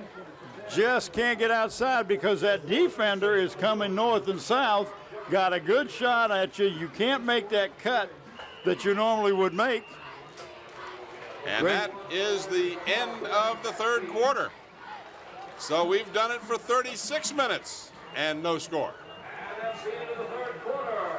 Bruins had the best opportunity. They had a 1st and goal at the Warrior 3 in the first half and were unable to come up with any points. And now I guarantee you, the longer this game goes on, the more the Bruins say, boy, we should have just gotten a 3 on a field goal, a short field goal. And the Monday morning quarterbacks are really talking now, aren't they? Oh, yeah. Field goal, we should have kicked the field. I said we should have kicked the field goal. Always hindsight. I even had on my score sheet here, I'd written down Bethel because I was getting ready to fill in the information on a 1st and goal to 3, and to the Bruins' demise and to the credit of the Warriors, they would not allow it to happen.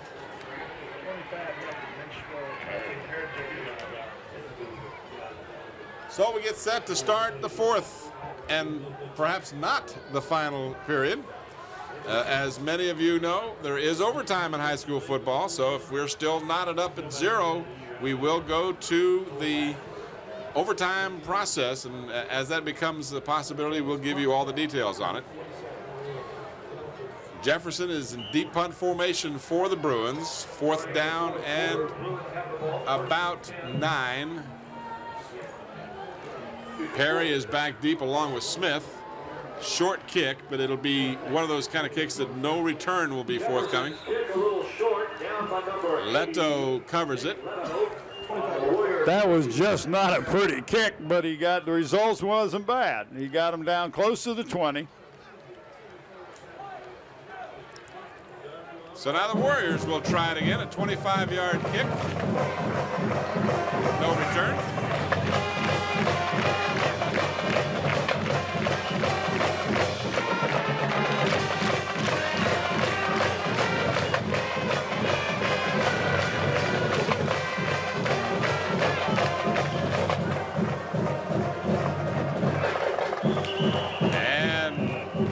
right guard left early, so that'll cost the Warriors 5 yards. That's the things that really give the coach gray hair. I mean, it just, you're pinned down close to your 20 anyway. 1st and 10 now. You don't even get to run a playoff, and it's 1st and 15. Dead ball. You start in the hole, it really hurts.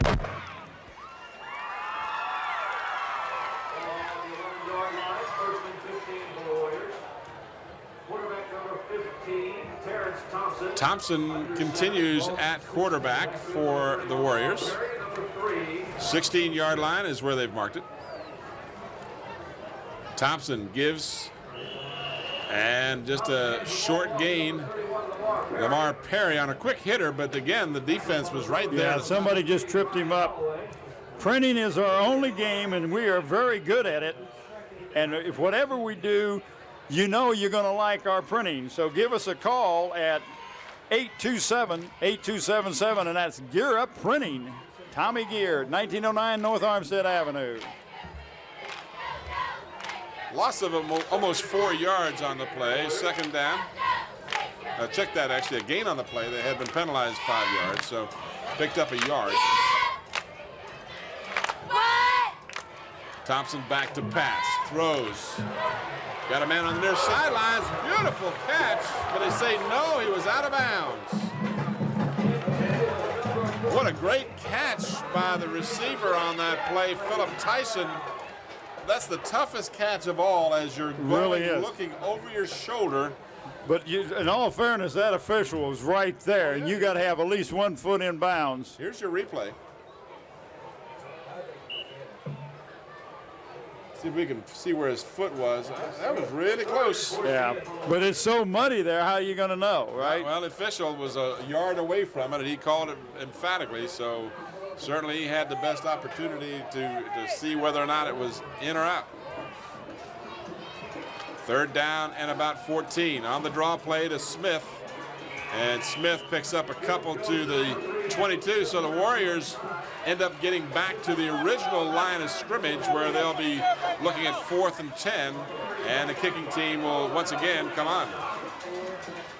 Big 99 was in there, Lee was in there and slowed down the runner. Bruins should come out with pretty good field position.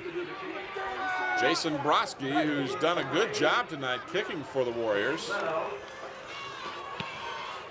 Got an end over end. This is going to be filled at midfield by Leto.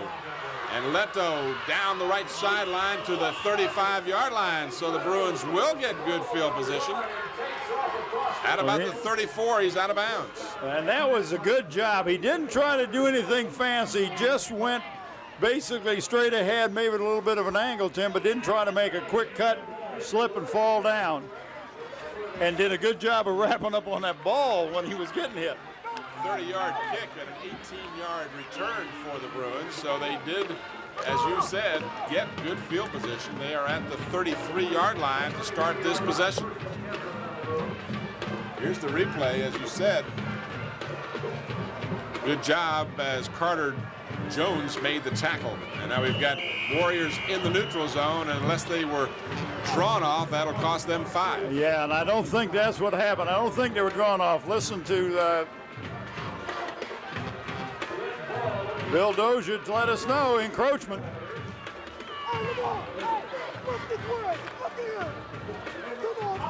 So the Bruins got a break there. They picked up 5.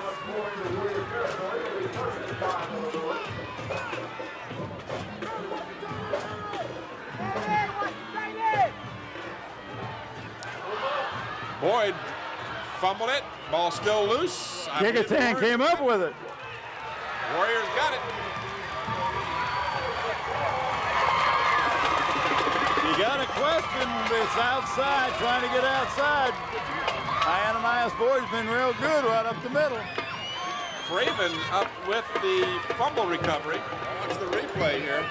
He had it and fumbled it twice. The ball got loose, and finally Raymond Craven covered it. That's the second recovery. He picked off one pass and now recovered a fumble.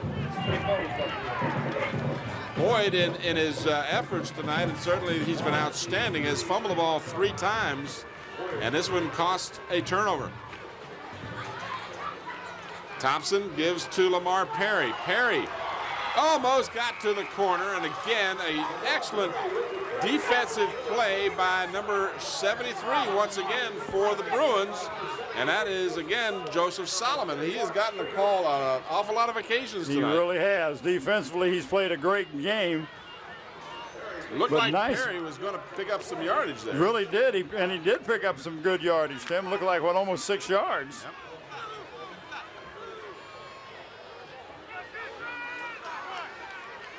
37-yard line, second down and about 5. But the Warriors have had success with the sophomore quarterback. He keeps it this time, and he will have the first down. Just being patient that time.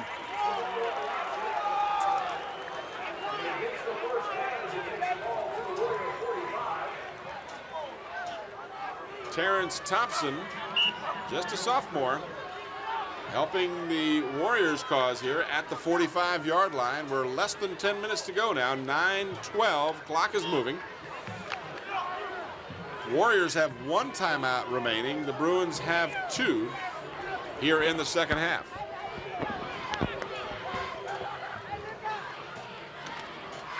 Thompson keeps and picks up yardage out close to midfield as he is stopped just shy of the 50. Gained almost 5. He's doing a good job on the keeper, Tim, but he's very deliberate in his decision making.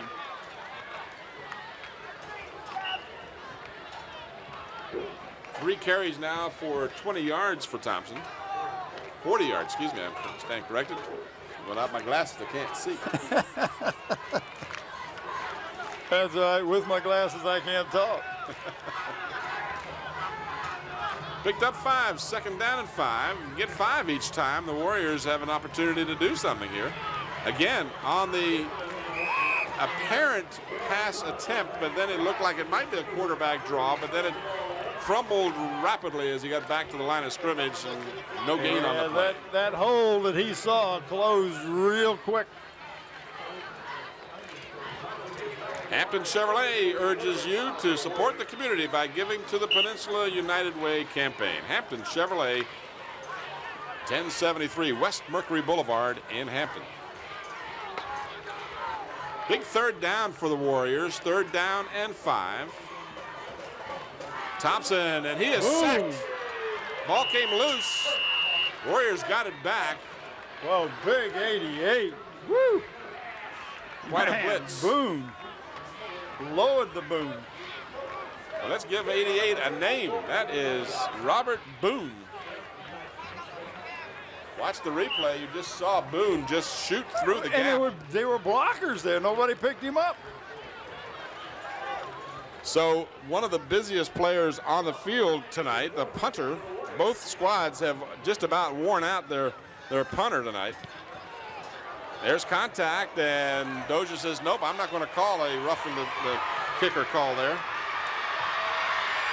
I tell you, nice catch on return man. Who is that? Who's number 80? Nick Lato. Wow, he caught that ball over his shoulder, Tim. He's the same young man that returned that last kick. He's done a nice job on punt returns. Broski with a good-looking punt. Watch this. This was a boomer. See that catch? The Bruins would have been way back at their end of the field. Just had to get by 1 or 2 Warriors there, and he was gone. But I tell you, the punter for the Warriors did a great job of putting the Bruins back. A minute ago, about 4 or 5 minutes ago, they were down inside the 30.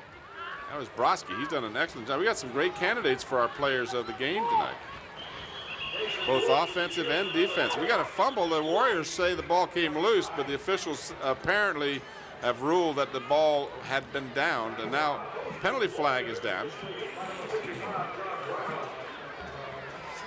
We may have a penalty because of arguing with the official on that call, perhaps.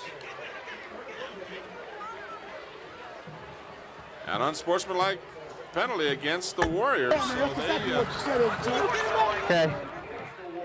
They apparently protested the apparent fumble, at least in their thoughts it was a fumble. That really gets the Bruins out of the hole. A dead ball foul, unsportsmanlike conduct against the defense. 15 yards. First down. Coaches will not tolerate that.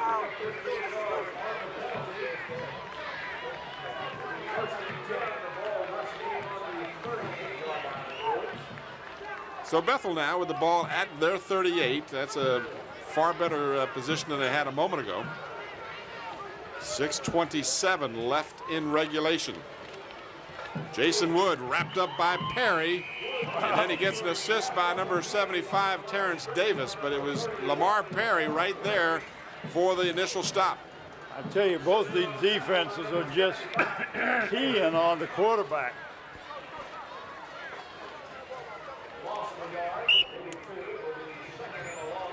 Loss of a couple on that play. Second down, and let's call it 12. We're less than 6 minutes remaining in regulation.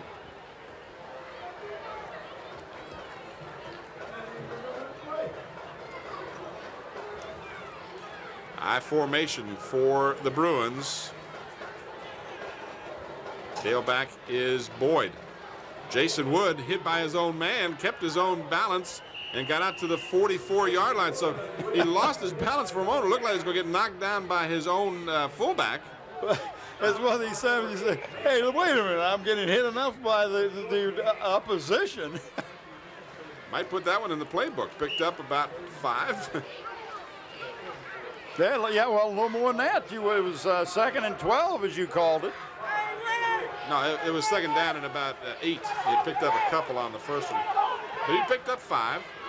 Third down now. And we are at the 5-minute mark. Again, he's hit by his fullback.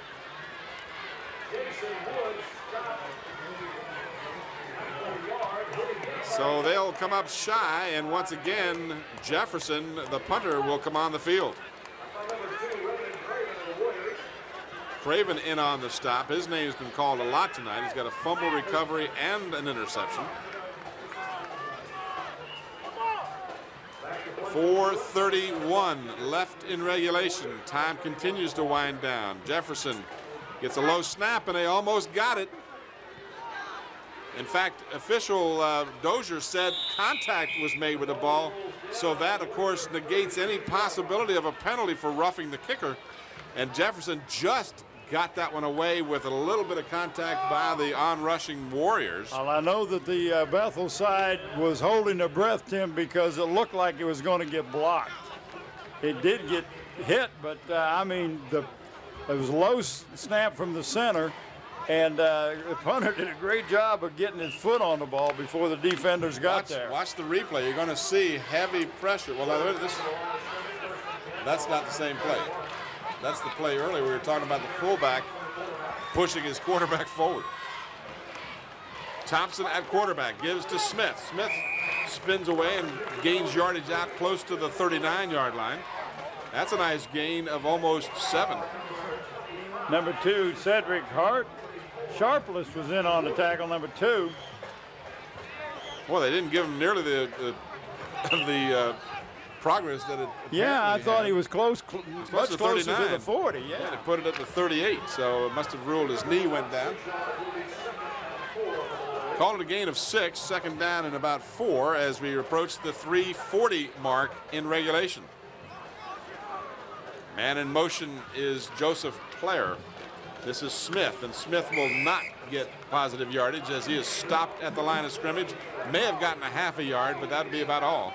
One of the few times they've run a man in motion, and what they're trying to do is pull that linebacker over and open up a seam on this right side going away from the man in motion. Didn't work that time. You got any more commercials we need to get in here? Let's see. Zooms. Yeah, after the game, make the trip to Zooms. For all the good food at Zooms and Citgo Gasoline. Yeah, that too. They're sponsors, not commercials.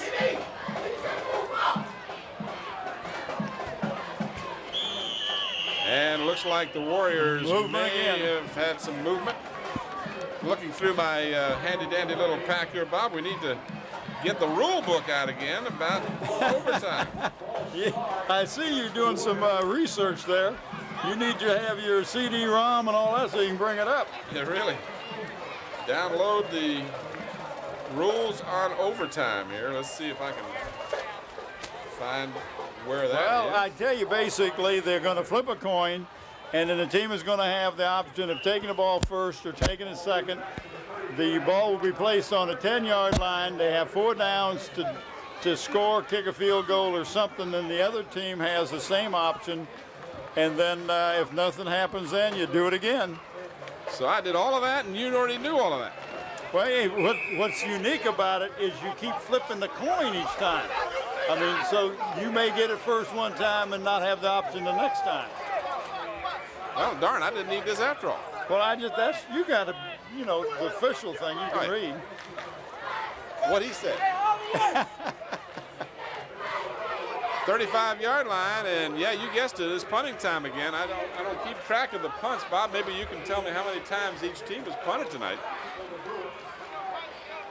But I'll guarantee you, without Jason Broski and Mark Jefferson and their good kicking in this game would have probably been a different situation, but they have done an outstanding job of kicking the ball. Broski gets the kick away. Again, good downfield coverage by the special teams. No return. Penalty flag back at the line of scrimmage. We may have offside. We'll see what happens here. It was not. Oh, we got a roughing call again, personal foul called against the Bruins. So that will definitely change things. Yes, it will. That'll be a first down.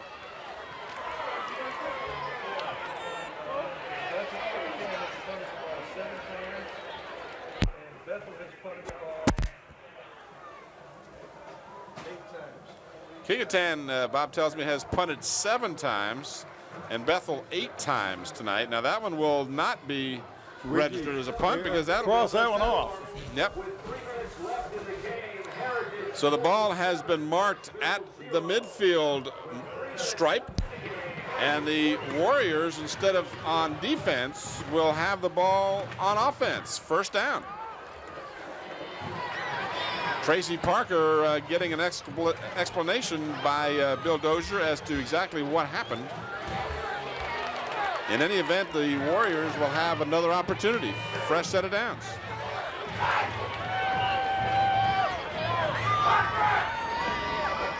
You can hear the coaches screaming and trying to communicate with the players. Warriors get the handoff to Smith. He picks up 5 to the 45-yard line.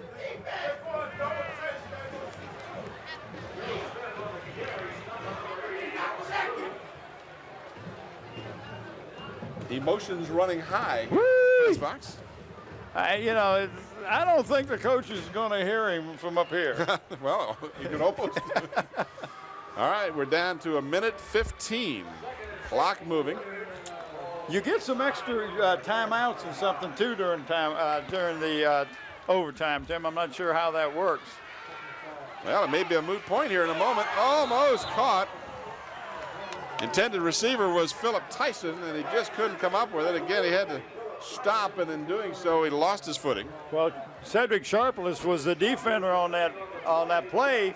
Thought he had a shot at it, and just got a hand out there, but never really got a hold of the ball. 1:01 is the time remaining in regulation. Third down and 5 for the Warriors.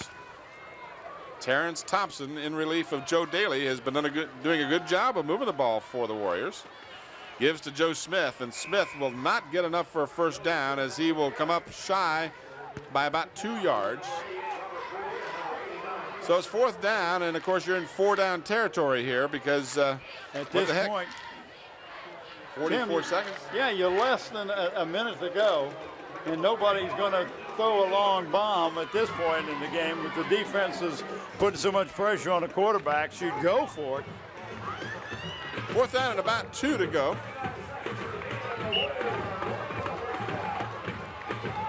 Warriors with 1 timeout remaining. They give to Smith, and Smith is stacked up and cannot get away. Again, that Bethel pursuit just does the job. A penalty flag down, however. Might have been a face mask, Tim. Yeah, and the Bruins apparently have committed the penalty. Face mask. That'll give the Warriors a first down.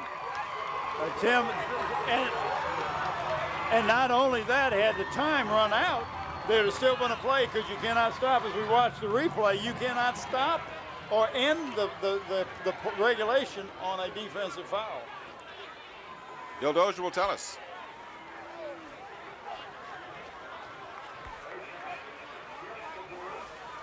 Boy, two crucial penalties here in the waning moments of the ball game. Now the clock is restarted. Kecoughtan should have called timeout. The Warriors trying to desperately get a timeout called, and now they finally get the timeout call. They use their final timeout, and once again, it's James Bond time on the score clock, 007. You don't know how many times that happens.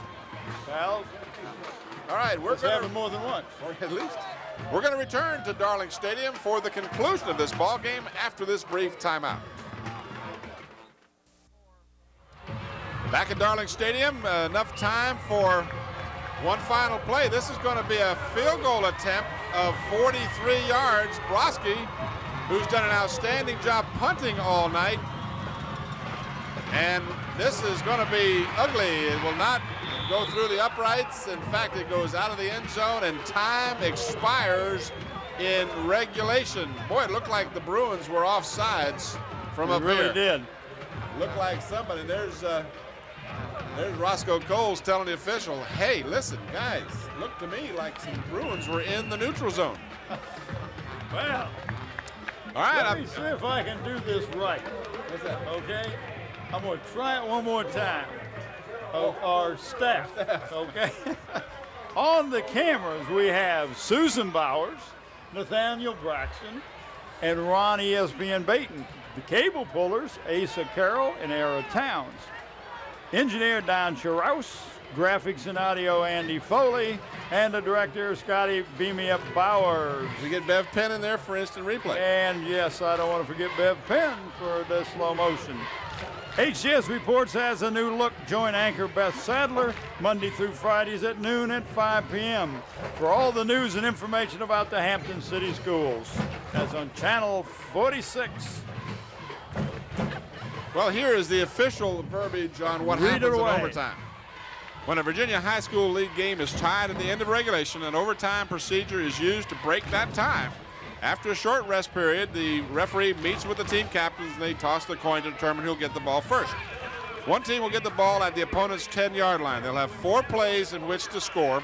Any score will be added to their point total. Well, they got no points, so anything would be a foul.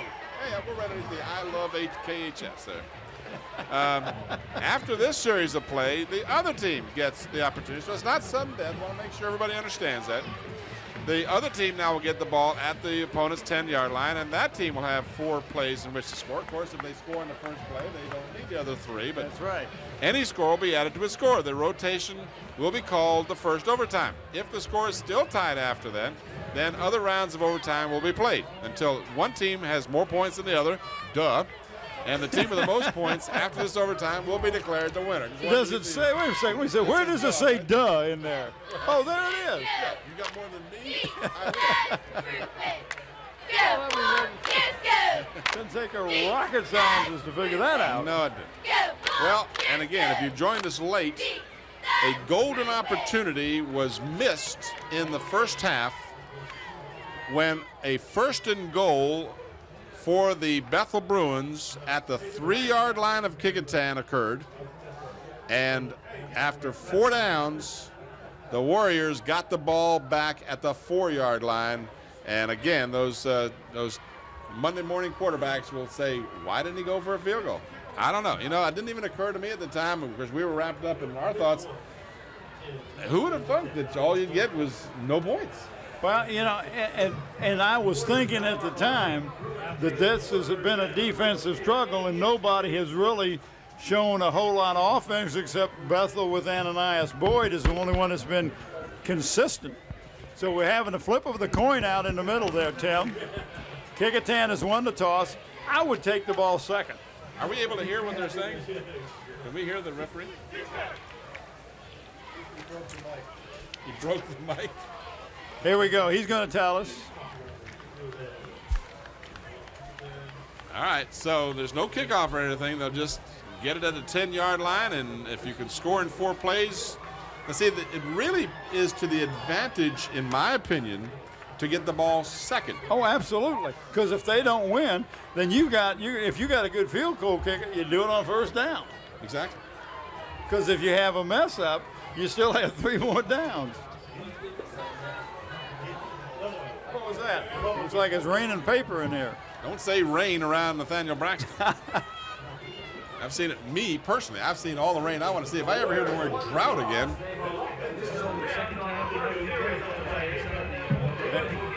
And you see what they're doing? Kecoughtan won the toss, but says we'll get the ball, so we'll be defense first.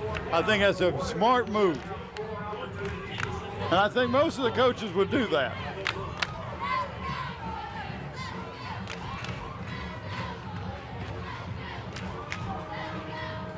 And, of course, on a 3rd down, if the Bruins choose to kick a field goal or try a field goal, they can do that. But, you know, again, puts the pressure on the team that has the ball first. There's no question. That's correct.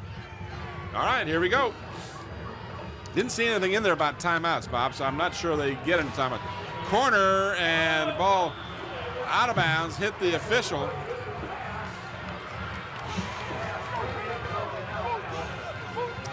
Well, I tell you, Wood took a lick from number did. 75. Yeah, all clean. Lowered the boom. All clean and legal, but boy, he nailed him.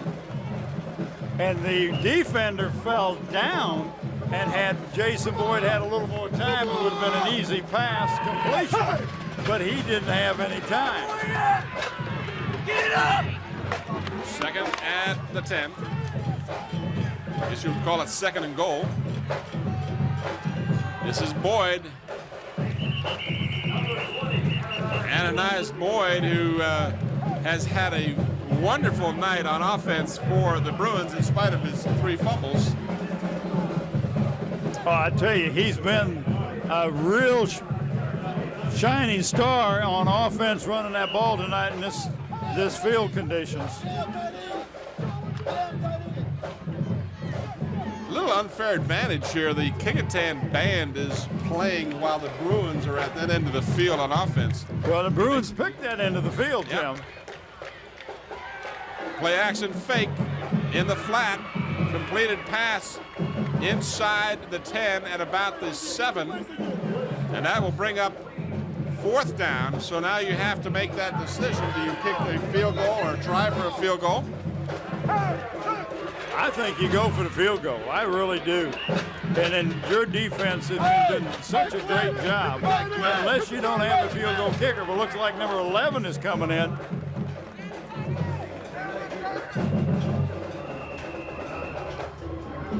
So obviously the Bruins have at least 1 timeout because they have called one. I don't think you get any timeouts because I noticed the Kecoughtan was not awarded a timeout on the board. That doesn't necessarily mean they don't have it. It just means that the board guy didn't put it up there, I guess. Well, why don't you ask him? We'll tell Killen to ask him. Killen seems to be involved in what's going on down there. We're just trying to determine how many timeouts each team gets in the overtime. About to say one. I don't see that. Tell him to put it up on the board. That's as high as he can count. So that was why he said one. Oh! He wasn't listening, so I was able to say that. Yeah, he wouldn't listen to you. Attention. We're going to pick a player of the game from both of these teams. They'll play. A player receive a plaque and a shirt. Plaque comes from Engraving Inc., formerly Buckwalter's Engraving. They're located at Tab Square on Route 17 in Yorktown. The shirt comes from the Island of Hardware and Sporting Goods, and they're located in Pecoughtan.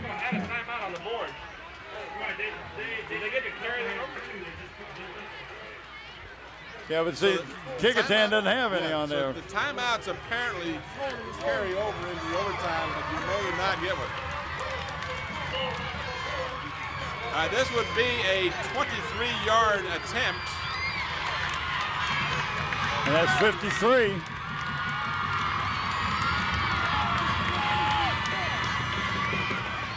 It's long enough, and it's good. But it's not over yet. Now it's not over. That's right. Kecoughtan has a chance.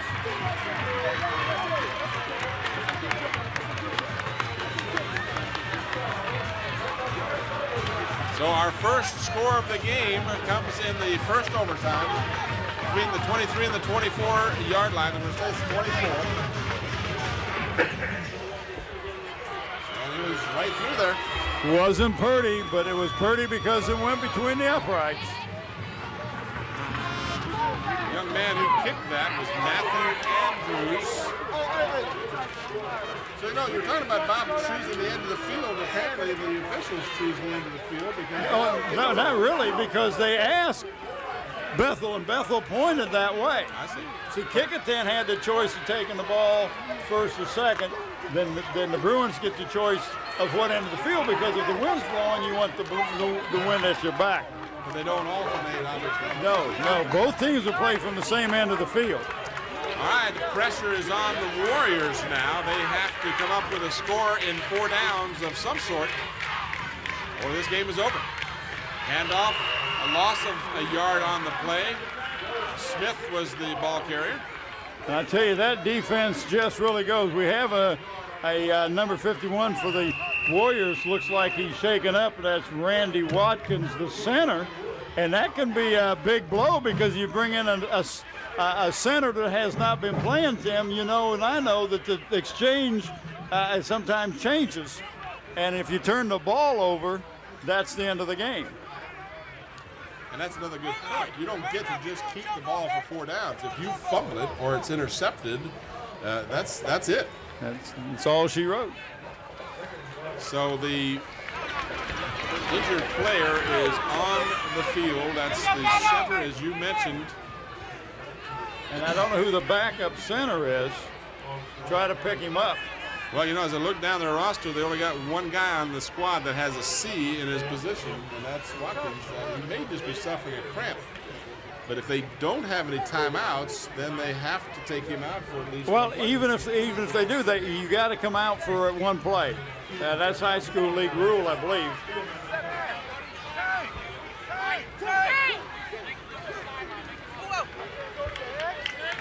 The Bruins trying to make it 2-0, and the Warriors trying to even their record at 1-1.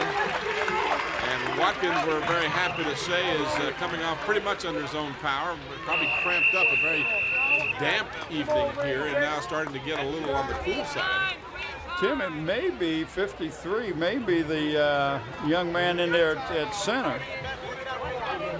Watkins now seems to be doing a little bit better, so he's able to come off, and apparently the Warriors did get one timeout as a result of the overtime rules. Again, nothing in our rules indicated that you get a timeout.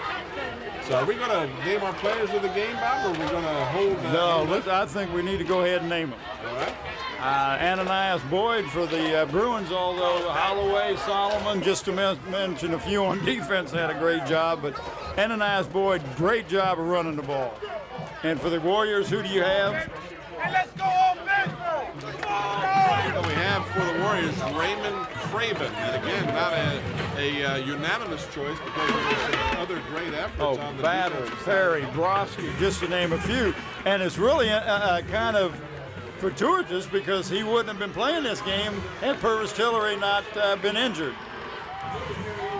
So Craven from the Warriors and Ananias Boyd from the Bruins are our players of the game. And well, there's a fumble. If that's recovered by the Bruins, and it is, the ball game should be over. Looked like number 44 came up with the ball. That's your game. So Andrews' 24-yard field goal is the difference in the ball game, and as it comes back, if you're Tracy Parker, you're very happy to think that you ultimately won by a field goal. It took overtime to do it. Saw the ball come loose. I tell you, what a heartbreaker for the Warriors, because defensively, I thought they did just an outstanding job. They just couldn't get anything going offensively. Tonight's broadcast has been underwritten by the following: Hampton Chevrolet at 1073 West Mercury Boulevard in Hampton. By Zoom's Sitco with 5 convenient Hampton locations. When gearing up for your next print job, call Gear Up. And in part by Wood Funeral Home, where Richard Pulley is the managing director. Well, Bob, a hard-fought game, clearly a low-scoring game, came down to a field goal that we thought it might be a field goal that should have been kicked in the first half. It turns out it doesn't come back to haunt you, as the Bruins ultimately were able to win by the field goal. Andrews hitting it from 24 yards out. And I tell you, Tim, it was not a pretty game, but it was a hard-fought game. And it's one of these kind of games that a break will make the difference. And the break was we got the field goal and caused the turnover and the overtime. The final score again is Bethel 3 and Kecoughtan nothing in 1 overtime. For the entire Channel 46 crew and Bob Hintz and Bob Killen, this is Tim Cole. Thanks for watching. Good night, everybody.